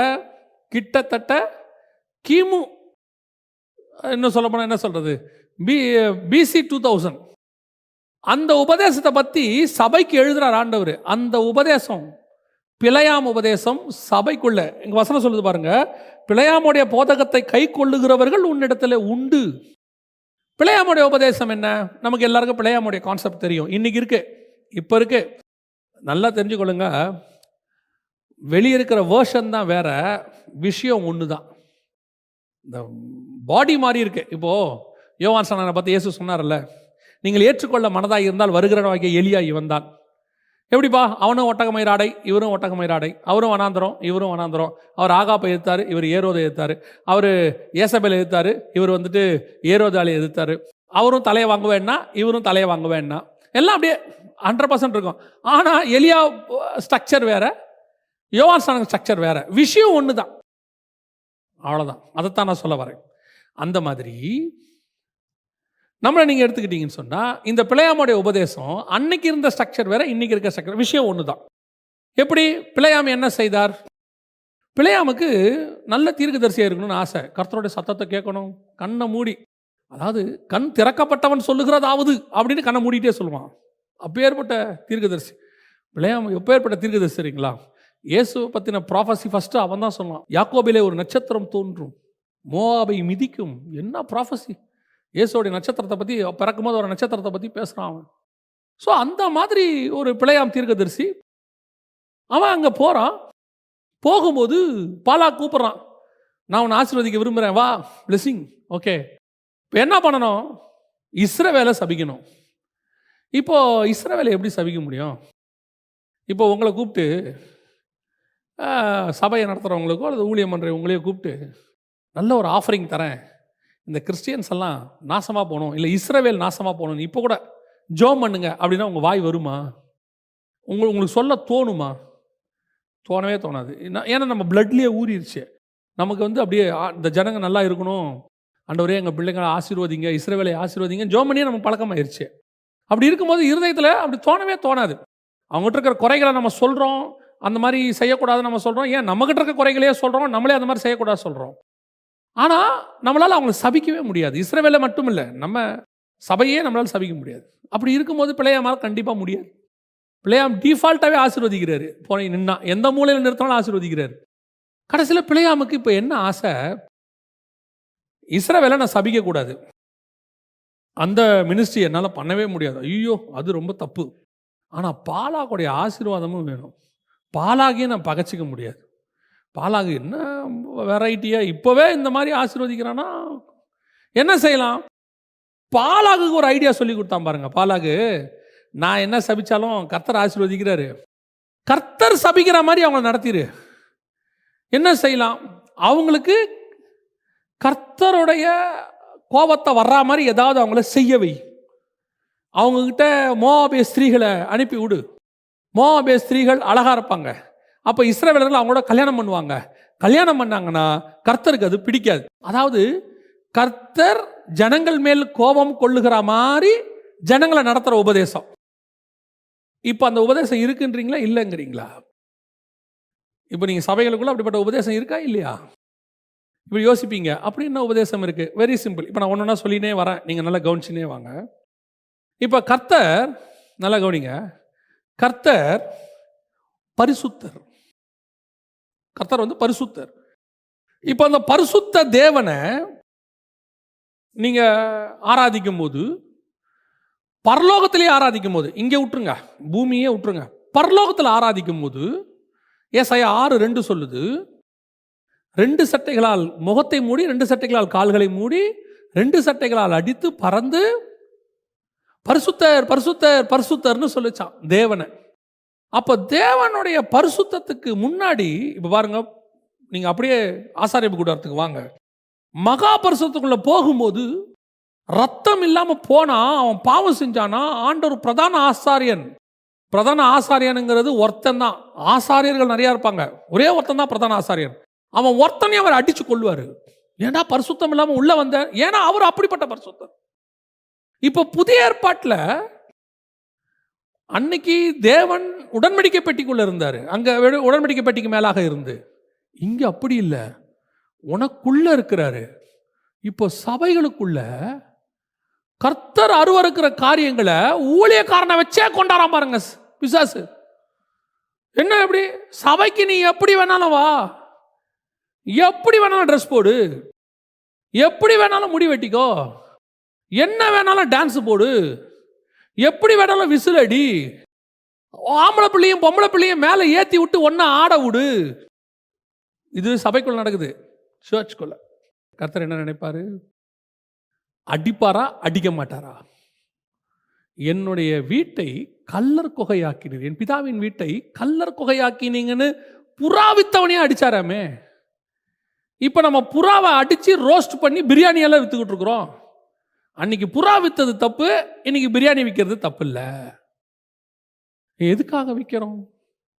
சர்ச்சோடைய வெல்ஃபேருக்காக தானே விற்கிறோம். அன்னைக்கு அவன் மட்டும் எதுக்கு விற்றான்? தேவாலயத்துக்குள்ள பலி செலுத்துறதுக்கு தானே விற்றான். எங்கே போய் புறா வாங்குவாங்க இவங்க? புறாவை தேவாலயத்திலே வச்சுட்டோம்னா வாங்கி அப்படியே பலி செலுத்துறது ஈஸி தானே, புறா குஞ்சுகளை அப்படின்னு சொல்லி அவங்க விற்றானே. அதுக்கு ஒரு நியாயமான காரணம் இருக்கா இல்லையா? ஆண்டவர் சொல்றாரு, வியாபாரம் சபைக்குள்ள நடக்கக்கூடாது. There is no this type of things happen in the church. சபைக்குள்ள எப்படியா வியாபாரம் பண்ணுவ நீ? இன்னைக்கு அதான நடக்குது. இதை தாண்டி அடுத்து சபைக்குள்ள பரலோகத்துக்குள்ள எல்லாத்தையும் மூடிட்டு உட்காந்துருக்கான், சபைக்குள்ள எல்லாத்தையும் திறந்து போட்டு உட்காந்துருக்கான். கேட்டா என்ன தப்பு? ஏன் திறந்து போட்டு உட்காந்தா என்ன தப்பு? டேய், பரலோகத்தில் தூதனே மூடிட்டாண்டா உட்காந்துருக்கான். ஏன்னா அங்க அவர் அப்பேற்பட்ட பரிசுத்தர். அவன் வெளியே பார்க்கிற பரிசுத்தருக்கே மூடிட்டு உட்காந்துருக்கானே. இப்போ உனக்குள்ள ஒரு பரிசுத்த ஆவியானவர் இருக்கிறார, நீ எப்படி மூடிட்டு உட்காந்துருக்கணும்? இன்னைக்கு தப்பு இல்லைங்கிறான். சபை எப்படி வேணாலும் இருக்கட்டும், என்ன வேணாலும் பண்ணட்டும். பிள்ளையாமின் உபதேசம், கர்த்தரை கோபப்படுத்துகிற உபதேசம். என்ன போதனை பண்றீங்க? தேவனை விசில் அடிச்சா நீங்க சந்தோஷப்படுவார் ஆண்டவர். என்ன போதனை கொடுக்குறீங்க? ஜபத்தை விட கர்த்தர் டான்ஸுக்கு தான் இம்பார்ட்டன்ஸ் கொடுப்பாரு. உபவாச ஜபத்தை விட நீ டான்ஸ் ஆடினா கர்த்தர் சந்தோஷப்படுவாரு. இதுதான் பிழையாமின் உபதேசம். அதாவது அப்படியே ஜனங்களை சபிக்கவும் இல்லையாமா, ஆனா தேவனை கோபப்படுத்துற மாதிரி நடத்துறது. இதுக்கு என்ன ஆச்சரியம்னா, இப்ப வந்திருக்கிறவங்க அறியாமையில ஒரு வேத அறிவு இல்லாம இப்படிப்பட்டவன் சொல்றானே வச்சுப்போமே, ஒரு சில மூத்த ஊழியர்கள் கூட இதுக்கு அதுக்கு உடனே இல்ல, நம்ம சர்ச்சு மாடர்னைஸ்ட் ஆகுது. நல்லா தெரிஞ்சுக்கொள்ளுங்க, சர்ச் மாடர்னைஸ்ட் ஆகல. மாடர்ன் ஏஜுக்குள்ள உலகம் வந்திருக்கு, சர்ச்சு இன்னும் அதே அப்போஸ்தலர் உபதேசத்துல தான் இருக்கு. நீங்க ஸ்பீக்கர் வச்சுக்கோங்க, மைக் வச்சுக்கோங்க, நீங்க கீபோர்டு வாசிச்சுக்கோங்க, ஆனா ஆவியோட உண்மையோடு தான் ஆராதிக்கணும். மாடர்னைஸ்ட் ஆயிட்டேன்ட்டு உணர்ச்சியோட ஆட்டத்தோட ஆராதிக்க கூடாது. நீ எவ்வளோ மாடர்னைஸ்ட் ஆனாலும் ஆவியோடு உண்மையோடு தான் ஆராதிக்கணும். ஏன்? இது 2000 வருஷத்துக்கு பழசு. நீ என்ன வேணாலும் வச்சுக்கப்பா, எவ்வளோ ட்ரெஸ் வேணா போட்டுக்க, உடம்பு பழசு. இது 4000, 5000, 6000 வருஷத்துக்கு முன்னாடி உள்ள மாடல். இதை மாற்ற முடியாதுல்ல. இது சர்ச் மாடர்னைஸ்ட் ஆயிடுச்சு, அதனால் நாங்கள் கால் வரைக்கும் போட்டிருந்த ஆடையை அப்படியே முட்டி வரைக்கும் மேலே தூக்கிக்கிட்டோம் அப்படின்னா காலையும் தூக்கிக்க. மாடர்னைஸ்ட் ஆச்சு. ஏன் அதை தூக்க மாட்டேங்கிற? அது பழசு தானே, 4000 வருஷம் பழசு தானே. இதை மாற்ற முடியல. இது மாறாது. கர்த்தரும் மாறாதவர், வேத வசனமும் மாறாது. மாறாதவைகள்னு கொஞ்சம் இருக்குது. அவர் நேற்றும் இன்றும் என்றும் மாறாதவர். வானமும் பூமியும் ஒளிந்து போகும், கர்த்தருடைய வார்த்தையோ ஒரு நாளும் ஒளிந்து போகாது. இது அது மேல கட்டப்பட்ட சபை. பிழையாமையின் உபதேசம், ஜனங்களை தேவனுக்கு விரோதமாய் நடத்தக்கூடியவர்கள். தேவனுடைய கோபாக்கினையே சபைக்குள்ள கொண்டாடுறவன். ஓரினச்சேர்க்கையை கொண்டாந்தான், அதெல்லாம் வேற, அது அடுத்து. அது விபச்சாரம், வேசித்தனம். இது தேவனை எரிச்சல் உண்டாக்குறது சபைக்குள்ள. நம்ம ஆண்டவருடைய குணாதிசயத்தை பாருங்க. தேவாலயம் கட்டும்போது சொல்றாரு, உள்ளுக்குள்ள எதையும் வச்சு அடிக்காத, வெளியேந்து அடிச்சு கொண்டு வந்து மாட்டு. ஏன்? உன் தேவனாகிய கர்த்தர் எரிச்சல் உள்ள தேவனாய் இருக்கிறார். இருக்கு, வசனத்தில் இருக்கு.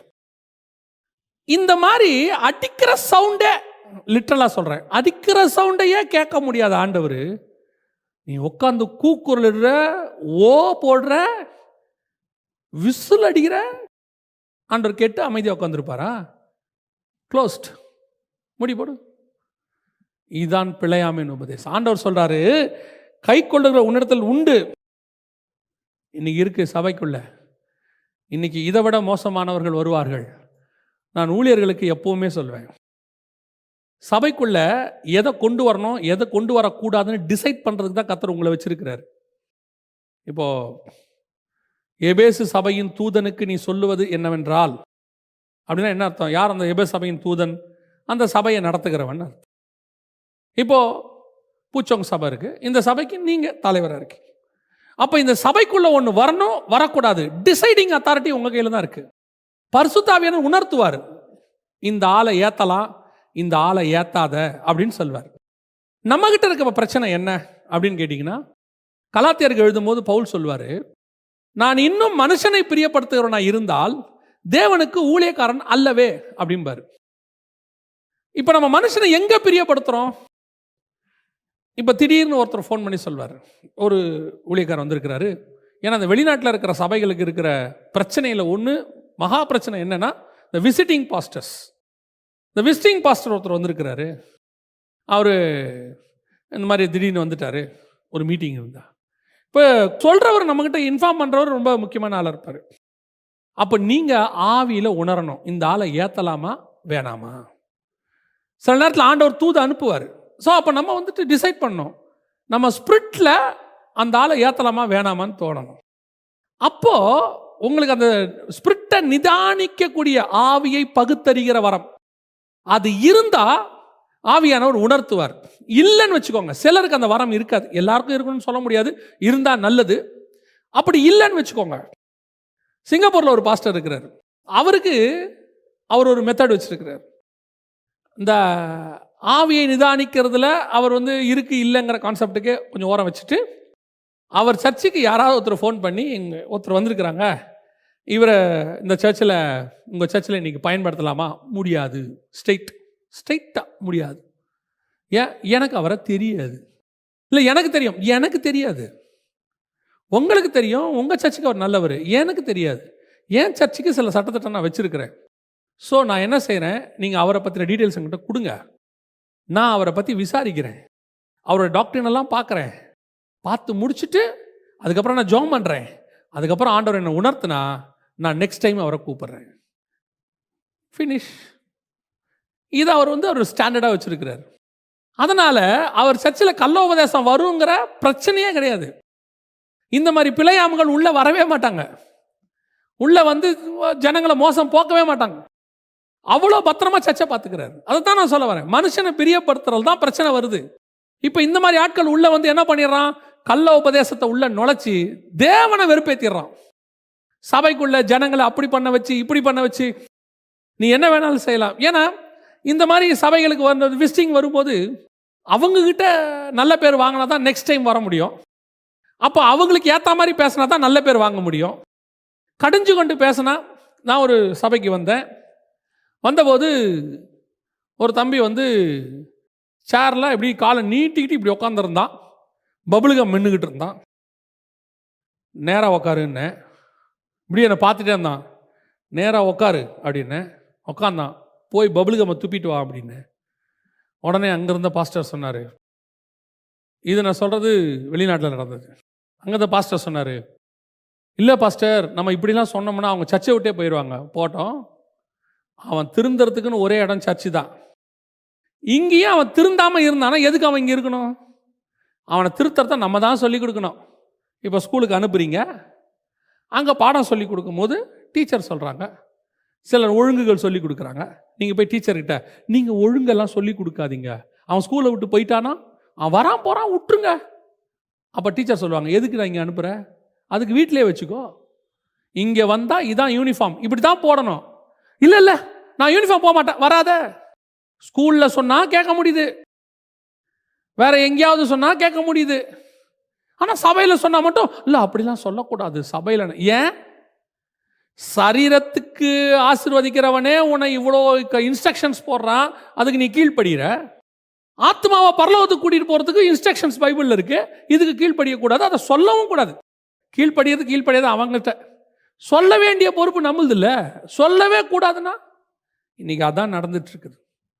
பிழையாமையின் உபதேசம் தேவனை வெறுப்பேற்றுற மாதிரி. யோசிக்கணும், எது எது கர்த்தருக்கு பிரியமானது, எது எது கர்த்தருக்கு பிரியம் இல்லை. சபையில் கர்த்தரை தவிர வேற யாருக்கும் அங்கே மகிமையோ கனமோ கிடையாது. யாரையும் கூப்பிட்டு அங்கே கனப்படுத்தக்கூடாது, அப்படியே தூக்கி மொக்கிறது, கர்த்தருக்கு ஈக்குவலாக வைக்கிறது. இவர் இல்லாட்டி சர்ச்சே நடந்திருக்காது. இந்த சர்ச்சை உருவாக்குறதுக்கு இவர் தான் காரணம், கர்த்தர் காரணம். நீ வேணா கர்த்தரை விட்டுட்டு அந்த ஆளை வச்சு ரெண்டாவது சர்ச்சை கட்டு பார்ப்போம், கட்ட முடியாது உன்னால. ஏன்? கர்த்தர் சொன்னார்னா கட்ட முடிஞ்சிச்சு. கர்த்தர் இல்லாமல் அந்த ஆளை மட்டும் வச்சு கட்டிப்பாரு, முடியாது.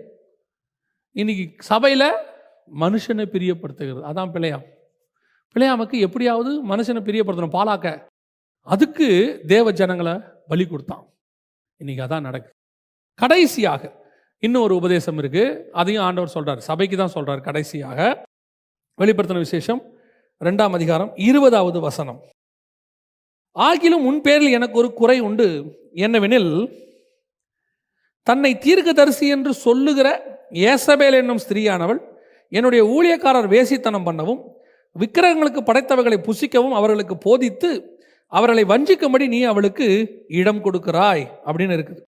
இப்போ இந்த வசனத்தை நல்லா கவனிச்சு பார்த்தீங்கன்னு சொன்னா, விக்கிரகங்களுக்கு படைத்தவைகளை புசிக்கும்படி அவ போதிக்கிறா. ஏசபேல் என்னும் தீர்க்கதரிசி என்று சொல்லுகிறவள், தன்னை தீர்க்கதரிசி என்று சொல்லுகிறவள். நீங்க இது எங்க இருக்குது? 1 ராஜாக்களின் புஸ்தகம் 18ஆம் அதிகாரத்தில் நீங்க வாசிக்க முடியும் ஏசபேலை குறித்து. ஏசபேல் என்ன பண்ணானா, தீர்க்கதரிசிகளை கூப்பிட்டு பந்தியில் சாப்பிட வச்சா. அதில் 2 வகையான தீர்க்கதரிசி, ஒன்று பாகால் தீர்க்கதரிசி, இன்னொன்று ஏசபேலின் பந்தியில் சாப்பிடுகிற தோப்பு விக்கிரகக்காரன் அப்படின்னு இருக்குது. அப்போ நல்லா கவனிச்சிங்கன்னா 1 ராஜாக்களின் புஸ்தகத்தில் அது கொடுக்கப்பட்டிருக்கு. இப்போ நல்லா கவனிச்சிங்கன்னா, ஏசபேலுடைய பந்தியில் சாப்பிட்ற தீர்க்கதரிசின்னு ஒன்று இருக்கு. ஏசபேல் யாரு? ராஜகுமாரத்தி. இவ தன்னை என்னன்னு கூப்பிட்டுக்கிறா? தீர்க்கதரிசின்னு கூப்பிட்டுக்கிறா. நல்லா தெரிஞ்சுக்கொள்ளுங்க. இப்போ ராஜகுமாரத்தி தீர்க்கதரிசி ஆயிட்டானா என்ன ஆகும்? ராஜாவும் ஆசாரியருமாகி அவர் மெல்கிசேதேக்கின் முறைமையை தன்னை காட்டிக்கிறார். அப்போ நியூ டெஸ்ட்மென்ட் சர்ச்சில் இப்படிப்பட்ட காரியங்கள் நடக்குதுன்னு ஆண்டவர் சொல்றார். குறை உண்டு. என்னது? இவன் தீர்க்கதரிசியே கிடையாது. தீர்க்கதரிசியே இல்லாத ஆளு தன்னை தீர்க்கதரிசின்னு காட்டிக்கிட்டு ஜனங்களை தப்பான உபதேசம். ஏன்னா விக்கிரகங்களுக்கு படைத்தவைகளை புசித்தாயினா என்ன அர்த்தம் அப்படின்னு கேட்டீங்கன்னு சொன்னால், விக்கிரக வழிபாடு என்பது வேதாகமத்தில் யாக்கோபின் புஸ்தகம் 4ஆம் அதிகாரம் 4-5 வசனங்களில் ஸ்பிரிச்சுவல் அடல்ட்ரின்னு சொல்லப்பட்டிருக்கு. நீங்கள் யாக்கோபு புஸ்தகத்தை வாசித்து பார்த்தீங்கன்னு சொன்னால், அங்கே விக்கிரகங்களை பற்றி சொல்லும்போது 4ஆம் அதிகாரம் 4, விபச்சாரக்காரரே விபச்சாரிகளே, உலக ஸ்நேகம் தேவனுக்கு விரோதமான பகை என்று அறையீர்களா? ஆகையால் உலகத்துக்கு ஸ்நேகனாய் இருக்க விரும்புகிறவன் தேவனுக்கு பகைஞனாய் இருக்கிறான். விபச்சாரம்னா என்ன? கணவன் இருக்கும்போது அல்லது ஆல்ரெடி ஒரு மனைவி இருக்கும்போது தவறான உறவு இருக்கிறதுக்கு பேர் தான் விபச்சாரம். அப்படின்னா கர்த்தர் உனக்கு ஒரு மணவாளனா இருக்கிறாரு, சபையில் இருக்கிறார், உனக்கு ஒரு உபதேசத்தை கொடுத்துருக்கிறார். இதை வச்சுக்கிட்டே அப்படியே இன்னொரு உபதேசத்தையும் ஃபாலோ பண்றது, இன்னொரு காரியத்தையும் ஏற்றுக்கொள்றது. இதுவும் ஓகே, இதுவும் ஓகே, இந்த உபதேசமும் ஓகே தான், நியாயப்பிரமாணமும் ஓகே தான், கிருபையின் பிரமாணம் ஓகே, ரெண்டும் இருந்துட்டு போட்டு என்ன பிரச்சனை? என்கிட்ட ஒரு ஊழியர் சொன்னார், நீங்க வருகை இருக்கு அப்படின்னு பிரசங்கம் பண்றீங்க, சபை எடுத்துக்கொள்ளப்படும்னு நிறைய ப்ரூஃப்ஸ் கொடுக்குறீங்க, வருகை வராது அப்படின்னு ப்ரூஃப் பண்ற ஆட்களும் இருக்கிறாங்க, அதனால நான் ரெண்டையுமே ஏத்துக்கிறேன் அப்படின்னாரு. ஏசபேல் உபதேசம், இதுவும் ஓகே தான், இதுவும் ஓகே தான். இல்லையே, அப்படி இருக்க முடியாது. கர்த்தர் தெய்வமானால் கர்த்தரிடத்தில் வாங்கள், பாகால் தெய்வமானால் பாகால் இடத்துல போங்கள். எப்படி கர்த்தரும் பாகாலும் ஒன்றா ஆக முடியும்? இதெல்லாம் உலகத்தில் உண்டானவைகள்ல, உலகத்தில் உண்டானதையும் நீங்க தேவனிடத்தில் உண்டானதையும் எப்படி ஒன்றா சேர்ப்பீங்க? இன்னைக்கு என்ன ஆகுது அப்படின்னு கேட்டீங்கன்னு சொன்னா, இந்த மாதிரி உபதேசங்கள் சபைக்குள்ள கொண்டு வந்து, இல்லை அதெல்லாம் இருக்கட்டும், யாரு வேணான்னு சொன்னாங்க, இதுவும் இருக்கட்டும், நம்ம கொஞ்சம் அட்ஜஸ்ட் பண்ணி போனா தான் இந்த கடைசி காலத்தில் சபை நடத்த முடியும், கொஞ்சம் அட்ஜஸ்ட் பண்ணி போனா தான் மினிஸ்ட்ரி பண்ண முடியும். இப்படி ஸ்ட்ராங்காலாம் பேசினா முடியாது. அப்போ நம்ம என்ன பண்ணணும்? ஏசபேலை நீங்கள் எதிர்த்தீங்கன்னா என்ன ஆகும் பாருங்க. ஏசபேல் இருக்கா, எலியா எதிர்க்கிறாரு. என்ன நிலைமை? ஏசபேல் அரண்மனையில் இருக்கிறா, எலியா வனாந்தரத்தில் இருக்கிறாரு. ஏசபேல் நல்லா சாப்பிட்டுக்கிட்டு இருக்கிறா 3 வேளை, இவருக்கு சாப்பாட்டுக்கு வழி இல்லை, சாக்கிற நிலைமைக்கு வந்துட்டாரு. தூதன் கொண்டு வரான் சாப்பாட்டை. இப்போ என்ன ஆகுது பார்க்கும்போது நிறைய பேருக்கு, கடைசி காலத்தில் இப்படி சத்தியம் சத்தியம் சத்தியம்னு பேசி நம்ம என்னத்தை கண்டோம்? அப்போ என்ன பண்ணலாம்? அப்படி கொஞ்சம் உலகத்தோடையும் மிக்ஸ் பண்ணி போங்க, அட்ஜஸ்ட் பண்ணி போங்க. நம்ம கொஞ்சம் அப்படி பேலன்சிங்காக தான் போகணும். பேலன்சிங்கே கிடையாது பைபிளில் ஒன்று கர்த்தர் இல்லை உலகம், ரெண்டையும் மிக்ஸ் பண்ண முடியாது. ஒன்று இருள் இல்லை வெளிச்சம், ஒன்று விசுவாசம் ஒன்று அவிசுவாசம். விக்கிரகத்துக்கும் வெளிச்சத்துக்கும் சம்பந்தம் ஏது? விக்கிரகத்துக்கும் தேவனுக்கும் சம்பந்தம் ஏது? எப்படி பேலன்ஸாக போவீங்க? சபைக்குள்ளே வரும்போது அப்படியே பரிசுத்தத்தை பற்றி பயங்கரமாக பேசுறது, வெளியே போன உடனே விக்கிரகாராதனைக்காரனோட கூட உட்காந்து அங்கேயும் நாங்கள்லாம் ஒன்று தான், அவங்க வேற மதம் இவங்க வேற மதம், பட் எல்லா மதத்திலையும் கடவுள் ஒன்றா தானே இருக்கிறாரு அப்படின்னு அங்கேயும் போய் உட்காந்துக்கிறது. அப்புறம் சபையில் என்ன பேசுறது? தேவன் ஒருவரே. எப்படி? அது தப்பு இல்லை, ஸ்பிரிச்சுவல் அடல்ட்ரி. வசனம் சொல்லுது, ஏசபேல் பந்தியிலையும் போய் உட்காந்துக்கிறான், அங்கே அவ கொடுக்குற சாப்பாட்டையும் சாப்பிட்டுக்கிறான், அதையும் ஒத்துக்கிறான், அதுவும் சரின்றான். இங்கே இதுவும் சரி. நான் கர்த்தருடைய தீர்க்கதரிசி, அங்க யாரு? ஏசபேல் தீர்க்கதரிசி. எலியா சொல்றான், எல்லாரையும் வர சொல்ல, இன்னைக்கு நிரூபிக்கிறோம் யார் கர்த்தருடைய தீர்க்கதரிசி. சபை நிரூபிக்கிறதுக்காக இருக்கிறது. நீங்க சத்தியத்தை பேசினா சத்ருவா தான் மாறுவீங்க, எந்த மாற்று கருத்தும் இல்லை. சத்தியத்தை பேசுறதுனால உங்களை தலையில தூக்கி வச்சுக்கிட்டுலாம் ஆட போறதில்லை யாரும். நீங்க சத்தியத்தை பேசுறதுனால உங்களை கூப்பிட்டு மேலே உட்கார வச்சு இவர் சத்தியம் பேசுகிறவர்னு சொல்ல போகிறதில்ல, அன்லெஸ் கர்த்தர் செய்தால் அது வேற. நீங்கள் அட்ஜஸ்ட் பண்ணி போனீங்கன்னா எல்லாரோடையும் போய் உட்காரலாம். ஆனால் நான் சொல்லுவேன், நீங்கள் அட்ஜஸ்ட் பண்ணி போனீங்கன்னா 10ஓட 11. நீங்கள் சத்தியத்துக்கு நின்னீங்கன்னா நீ தான் ஒன்று. You are unique ministry. நீ வனாந்தரத்தில் ஓடுறவனா இருக்கலாம்யா, நீ ஒதுக்கப்பட்டவனா இருக்கலாம், நீ சத்தியத்தை பேசுறதுனால உன்னை கூப்பிடாம இருப்பாங்க. அவர் சும்மா சத்தியம் சத்தியம் சொல்லிட்டு நம்மளை அவரெல்லாம் சரிப்பட்டு வர மாட்டாருங்க அப்படின்னு சொல்லலாம், உன்னை ஒதுக்கலாம், என்ன வேணாலும் செய்யலாம். பரலோகம் உன்னை ஒதுக்காது. நாளைக்கு இந்நேரம் தலையை வாங்குவேன்னு சொன்ன ஏசபேல் செத்தாலே ஒழிய எலியா சாகவே இல்லை கடைசி வரைக்கும். அவன் ஏறி மேலே போயிட்டான். அதான் நீங்களும் நானும். நாம் சத்தியத்துக்கு தான் நிற்கணும், சத்தியத்தை போதிக்க தான் வந்திருக்கிறோம், சத்தியத்தை பேச தான் வந்திருக்கிறோம். இது யாருக்காகவும் காம்ப்ரமைஸ் ஆகாது. சில வெளிநாட்டு சர்ச்சில் கொண்டு போய் நிறுத்தினோடனே, பணக்கார சர்ச்சில் நிறுத்தினோடனே நம்மளை அறியாமலேயே நம்ம அவங்கள பார்த்த உடனே ஐயோ இவங்ககிட்டலாம் நம்ம கொஞ்சம் பதமாக தான் பேசணும், கொஞ்சம் பொறுமையாக தான் பேசணும். ஏன்னா பெரிய சர்ச்சு, பெரிய பாஸ்டர் கூப்பிட்டு போகும்போதே பிஎம்டபிள்யூவில் கூட்டிகிட்டு போவாங்க, கொண்டு போய் உட்காரும் போதே பெரிய முன்னாடி இருக்கிற பெரிய லக்ஸூரியஸ் சேரில் உட்கார வைப்பாங்க. அவங்களுடைய ப்ரோட்டோக்காலே பயங்கரமான ப்ரோட்டோக்காலாக இருக்கும். உங்களை இன்வைட் பண்ணுறது ஒருத்தர், வெல்கம் ட்ரிங்க் கொடுக்கறது ஒருத்தர், உங்களுக்கு ப்ரோக்ராம் லிஸ்ட்டு கொடுக்கறது ஒருத்தர், உங்களை கொண்டு போய் அப்படி உட்கார வைக்க.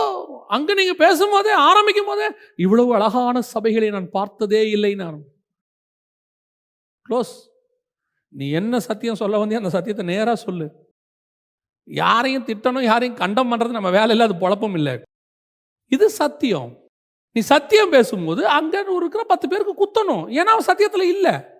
குத்துனாதான் அதுக்கு பேர் சத்தியம். நீ சொல்லணும். நீ ஏசபேலை பார்த்தவொடனே ராஜகுமாரத்தையே நம்ம எப்படி எதிர்க்கிறது? தலை போயிருமே, போட்டோம். இருந்தாலும் தலை கர்த்தருக்கு, போனாலும் தலை கர்த்தருக்கு. இருந்தால் சத்தியம் பேச போகிறேன், தலையை எடுத்தீங்கன்னா பரலோகத்தில் அவரை போய் துதிக்க போகிறேன். எப்படி எது வசதின்னு பார்த்துக்குங்க. என்னை விட்டிங்கன்னா இங்கே சத்தியம் பேசுவேன், தூக்கிட்டீங்கன்னா அங்கே போயிடுவேன். ஆனால் ஒன்று, நாங்கள் பேசுகிறத மட்டும் நிறுத்த போகிறதே இல்லை. அவ்வளோதான். ஒன்று இங்கே பேசுவோம், இல்லை அங்கே பேசுவோம். எதுக்கு பயம்? சத்தியத்தை சத்தியமாக பேசுங்க. ஊழியக்காரங்க நிறைய பேர் பார்த்துட்ருக்குறீங்க, ஊழியத்துக்கு ஒப்பு கொடுத்தவங்க இருக்கிறீங்க, பாடம் படிக்கிறீங்க. நீங்கள் இந்த ஊழியம்ங்கிறது ஏதோ நீங்கள் வந்துட்டு கடமைக்கு செய்கிறதெல்லாம் கிடையாது. இந்த ஊழியங்கிறது ஏதோ டைம் பார்ட்டா இல்லை ஒரு வேலையை விட்டு இந்த வேலைக்கு வரதெல்லாம் கிடையாது. இது கர்த்தருக்கென்று வைராகியமாய் நிற்பதற்கு கர்த்தர் அழைச்சிருக்கிறதான ஒரு வேலை.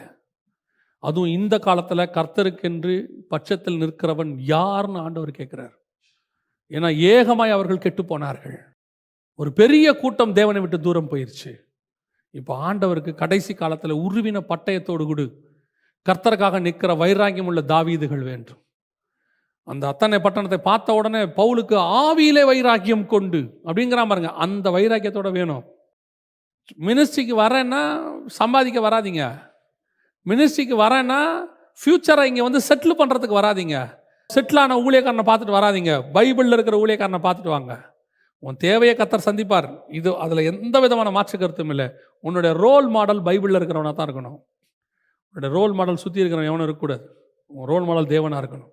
நீ அப்படி எந்த ஒரு சத்தியத்துக்கும் காம்ப்ரமைஸ் ஆகாதீங்க. எந்த ஒரு உபதேசமும் இதுதான் சத்தியம், இப்படி தான் ஆண்டவர் சொல்லியிருக்காரு, நான் இப்படி தான் சொல்லுவேன். இல்லைப்பா இது 2000 வருஷம் பழசு. ஏன் ஆண்டவர் 4000 வருஷம் பழசு, 6000 வருஷம் பழசு. அதெல்லாம் இன்னைக்கு அப்ளை பண்ண முடியாது. முடியும், அப்ளை பண்ண முடியும். ஏன் முடியாத, அப்ளை பண்ண முடியாத ஒரு உபதேசத்தை ஆண்டவர் கொடுத்துருக்காருன்னா பைபிளை கையில் எடுக்காத. இந்த பைபிளில் இதெல்லாம் அப்ளை பண்ண முடியாதுன்னு ஒரு வசனத்தை ஸ்டேட்டஸ் போடுங்க, எல்லாத்தையும் அப்ளை பண்ணலாம். இன்னும் 1000 வருஷம் கழிச்சு அப்ளை பண்ணலாம். ஆண்டவர் அப்படி தான் கொடுத்துருக்காரு, அப்டேட்டட் வெர்ஷன். ஸோ சபைகளுக்கு கடைசி காலத்தில் இந்த மாதிரி உபதேசங்கள், போராட்டங்கள் வந்துக்கிட்டு இருக்கு. நீங்கள் ஸ்பிரிச்சுவல் போராட்டத்தை பாருங்கள், ஃபிசிக்கல் போராட்டத்தை பற்றி பார்க்கவே பார்க்காதீங்க. பிசாசுக்கு நல்லா தெரியும் ஃபிசிக்கல் போராட்டத்தில் சபை ஜெயிக்கும். ஏன்னா அவன் நம்மளை விட கிட்டத்தட்ட அவனுக்கு 6000 வருஷம் எக்ஸ்பீரியன்ஸ் இருக்கு. அவனுக்கு நல்லா தெரியும் இவனுங்கெல்லாம் அடித்தா வளர்ந்துருவானுங்க, அடிக்க இவனுங்க இன்னும் ஸ்ட்ராங் ஆவானுங்க, இவனுங்களாம் இரும்பு மாதிரி, அதுவும் அடிக்க இவனுக்கு ஸ்ட்ராங் ஆகிட்டே போவாங்க. ஆண்டவர் பார்த்துருக்கான். அவனுக்கு தெரியும் எங்கே தட்டினா இவனுங்க விழுவானுங்கன்னு. அதுக்கு தான் ஆண்டவர் தெளிவாக எழுதுறாரு. பிள்ளையாம் காலத்தில் வந்த மாதிரி வரும், ஏசபேல் காலத்தில் வந்த மாதிரி வரும், நிக்கோலாய் மதஸ்தருடைய உபதேசம் வரும், ரொம்ப கேர்ஃபுல்லாக இருந்துக்கோ, இதெல்லாம் சபையை மோசம் போக்குறது. ஆண்டவர் ஏதாவது சொன்னாரா? சிமனா சபையை பார்த்து ஆண்டவர் என்ன சொல்றார் பாருங்க, உன்னை காவலில் போடுவார்கள், மரண பரியந்தம் உண்மையாயிரு, ஜீவகிடத்தை பெற்றுக்கொள்வாய். ஆண்டவர் உபத்திரவத்தை பற்றி ஆசீர்வாதமாக தான் பேசுறாரு. எதை பற்றி ஆண்டவர் ரொம்ப பயப்படுறாரு? சபை இப்படி போயிடக்கூடாதுன்னு, உபதேசத்தை குறித்து. அதனால தான் பவுலும் சொல்றாரு, மந்தையை தப்ப விடாத ஓநாய்கள் வரும். ரொம்ப கேர்ஃபுல்லாக இருந்து கொள்ளுங்க. ரொம்ப சீக்கிரத்தில் சபை எடுக்கும்படி ஆண்டவர் வருவார், சபை எடுத்துகிட்டு போவார். கரை திரை அற்ற மணவாட்டி சபை தான் போகும். அதனால தான் பவுல் சொல்றாரு, கற்புள்ள கன்னிகையாக ஒரே புருஷனுக்கு நியமிக்கப்பட்ட. இப்போ நாம் அப்படிப்பட்ட ஒரு சபையா கடைசி வரைக்கும் நிற்கணும். அப்படிப்பட்ட சபைகளை உருவாக்கணும். அதுக்கு தான் ஆண்டவர் நம்மளை வச்சிருக்கிறார். நான் மட்டும் அப்படி நிற்கிறது இல்லை, அந்த மாதிரி ஒரு கூட்டத்தை உருவாக்கணும். உருவாக்கிட்டு நான் போயிடணும். அப்போ அவங்க அதே மாதிரி ஒரு கூட்டத்தை உருவாக்கிட்டு வருவாங்க. அப்படியெல்லாம் பவுலும் தீமோத்தேயும் செஞ்சதுனால தான் இன்றைக்கி நம்மலாம் நிற்கிறோம், நம்மலாம் வந்திருக்கிறோம். ஸோ நமக்கு அந்த ஒரு வைராகியம் நமக்கு இருக்கணும். நம்ம ஒரு சின்ன ஜெபம் பண்ணி முடிக்கலாமா? கண்களை மூடுவோம்.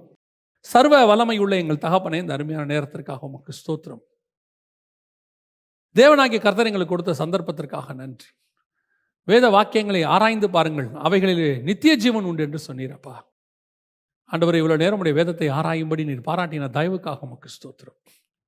நித்திய ஜீவனை எங்களுக்கு கொடுக்கும்படி நீர் பாராட்டின கிருபைக்காக உமக்கு நன்றி. மகிமையுள்ள கரத்தில் தாழ்த்துகிறோம்.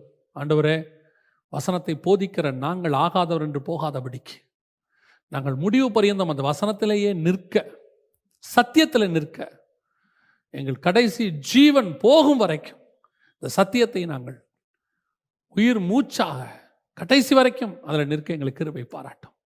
எங்கள் சபையை எத்தனை புயல் தாக்கினாலும், எத்தனை ஓநாய்கள் தாக்கினாலும் எங்கள் சபை சத்தியத்தில் இருக்கிற சபையாய் மாறட்டும். எங்கள் ஆண்டவர் இயேசுவின் நாமத்தில் ஒப்பு கொடுத்து ஜெபிக்கிறோம் எங்கள் ஜீவனுள்ள நல்ல பிதாவே, ஆமென்.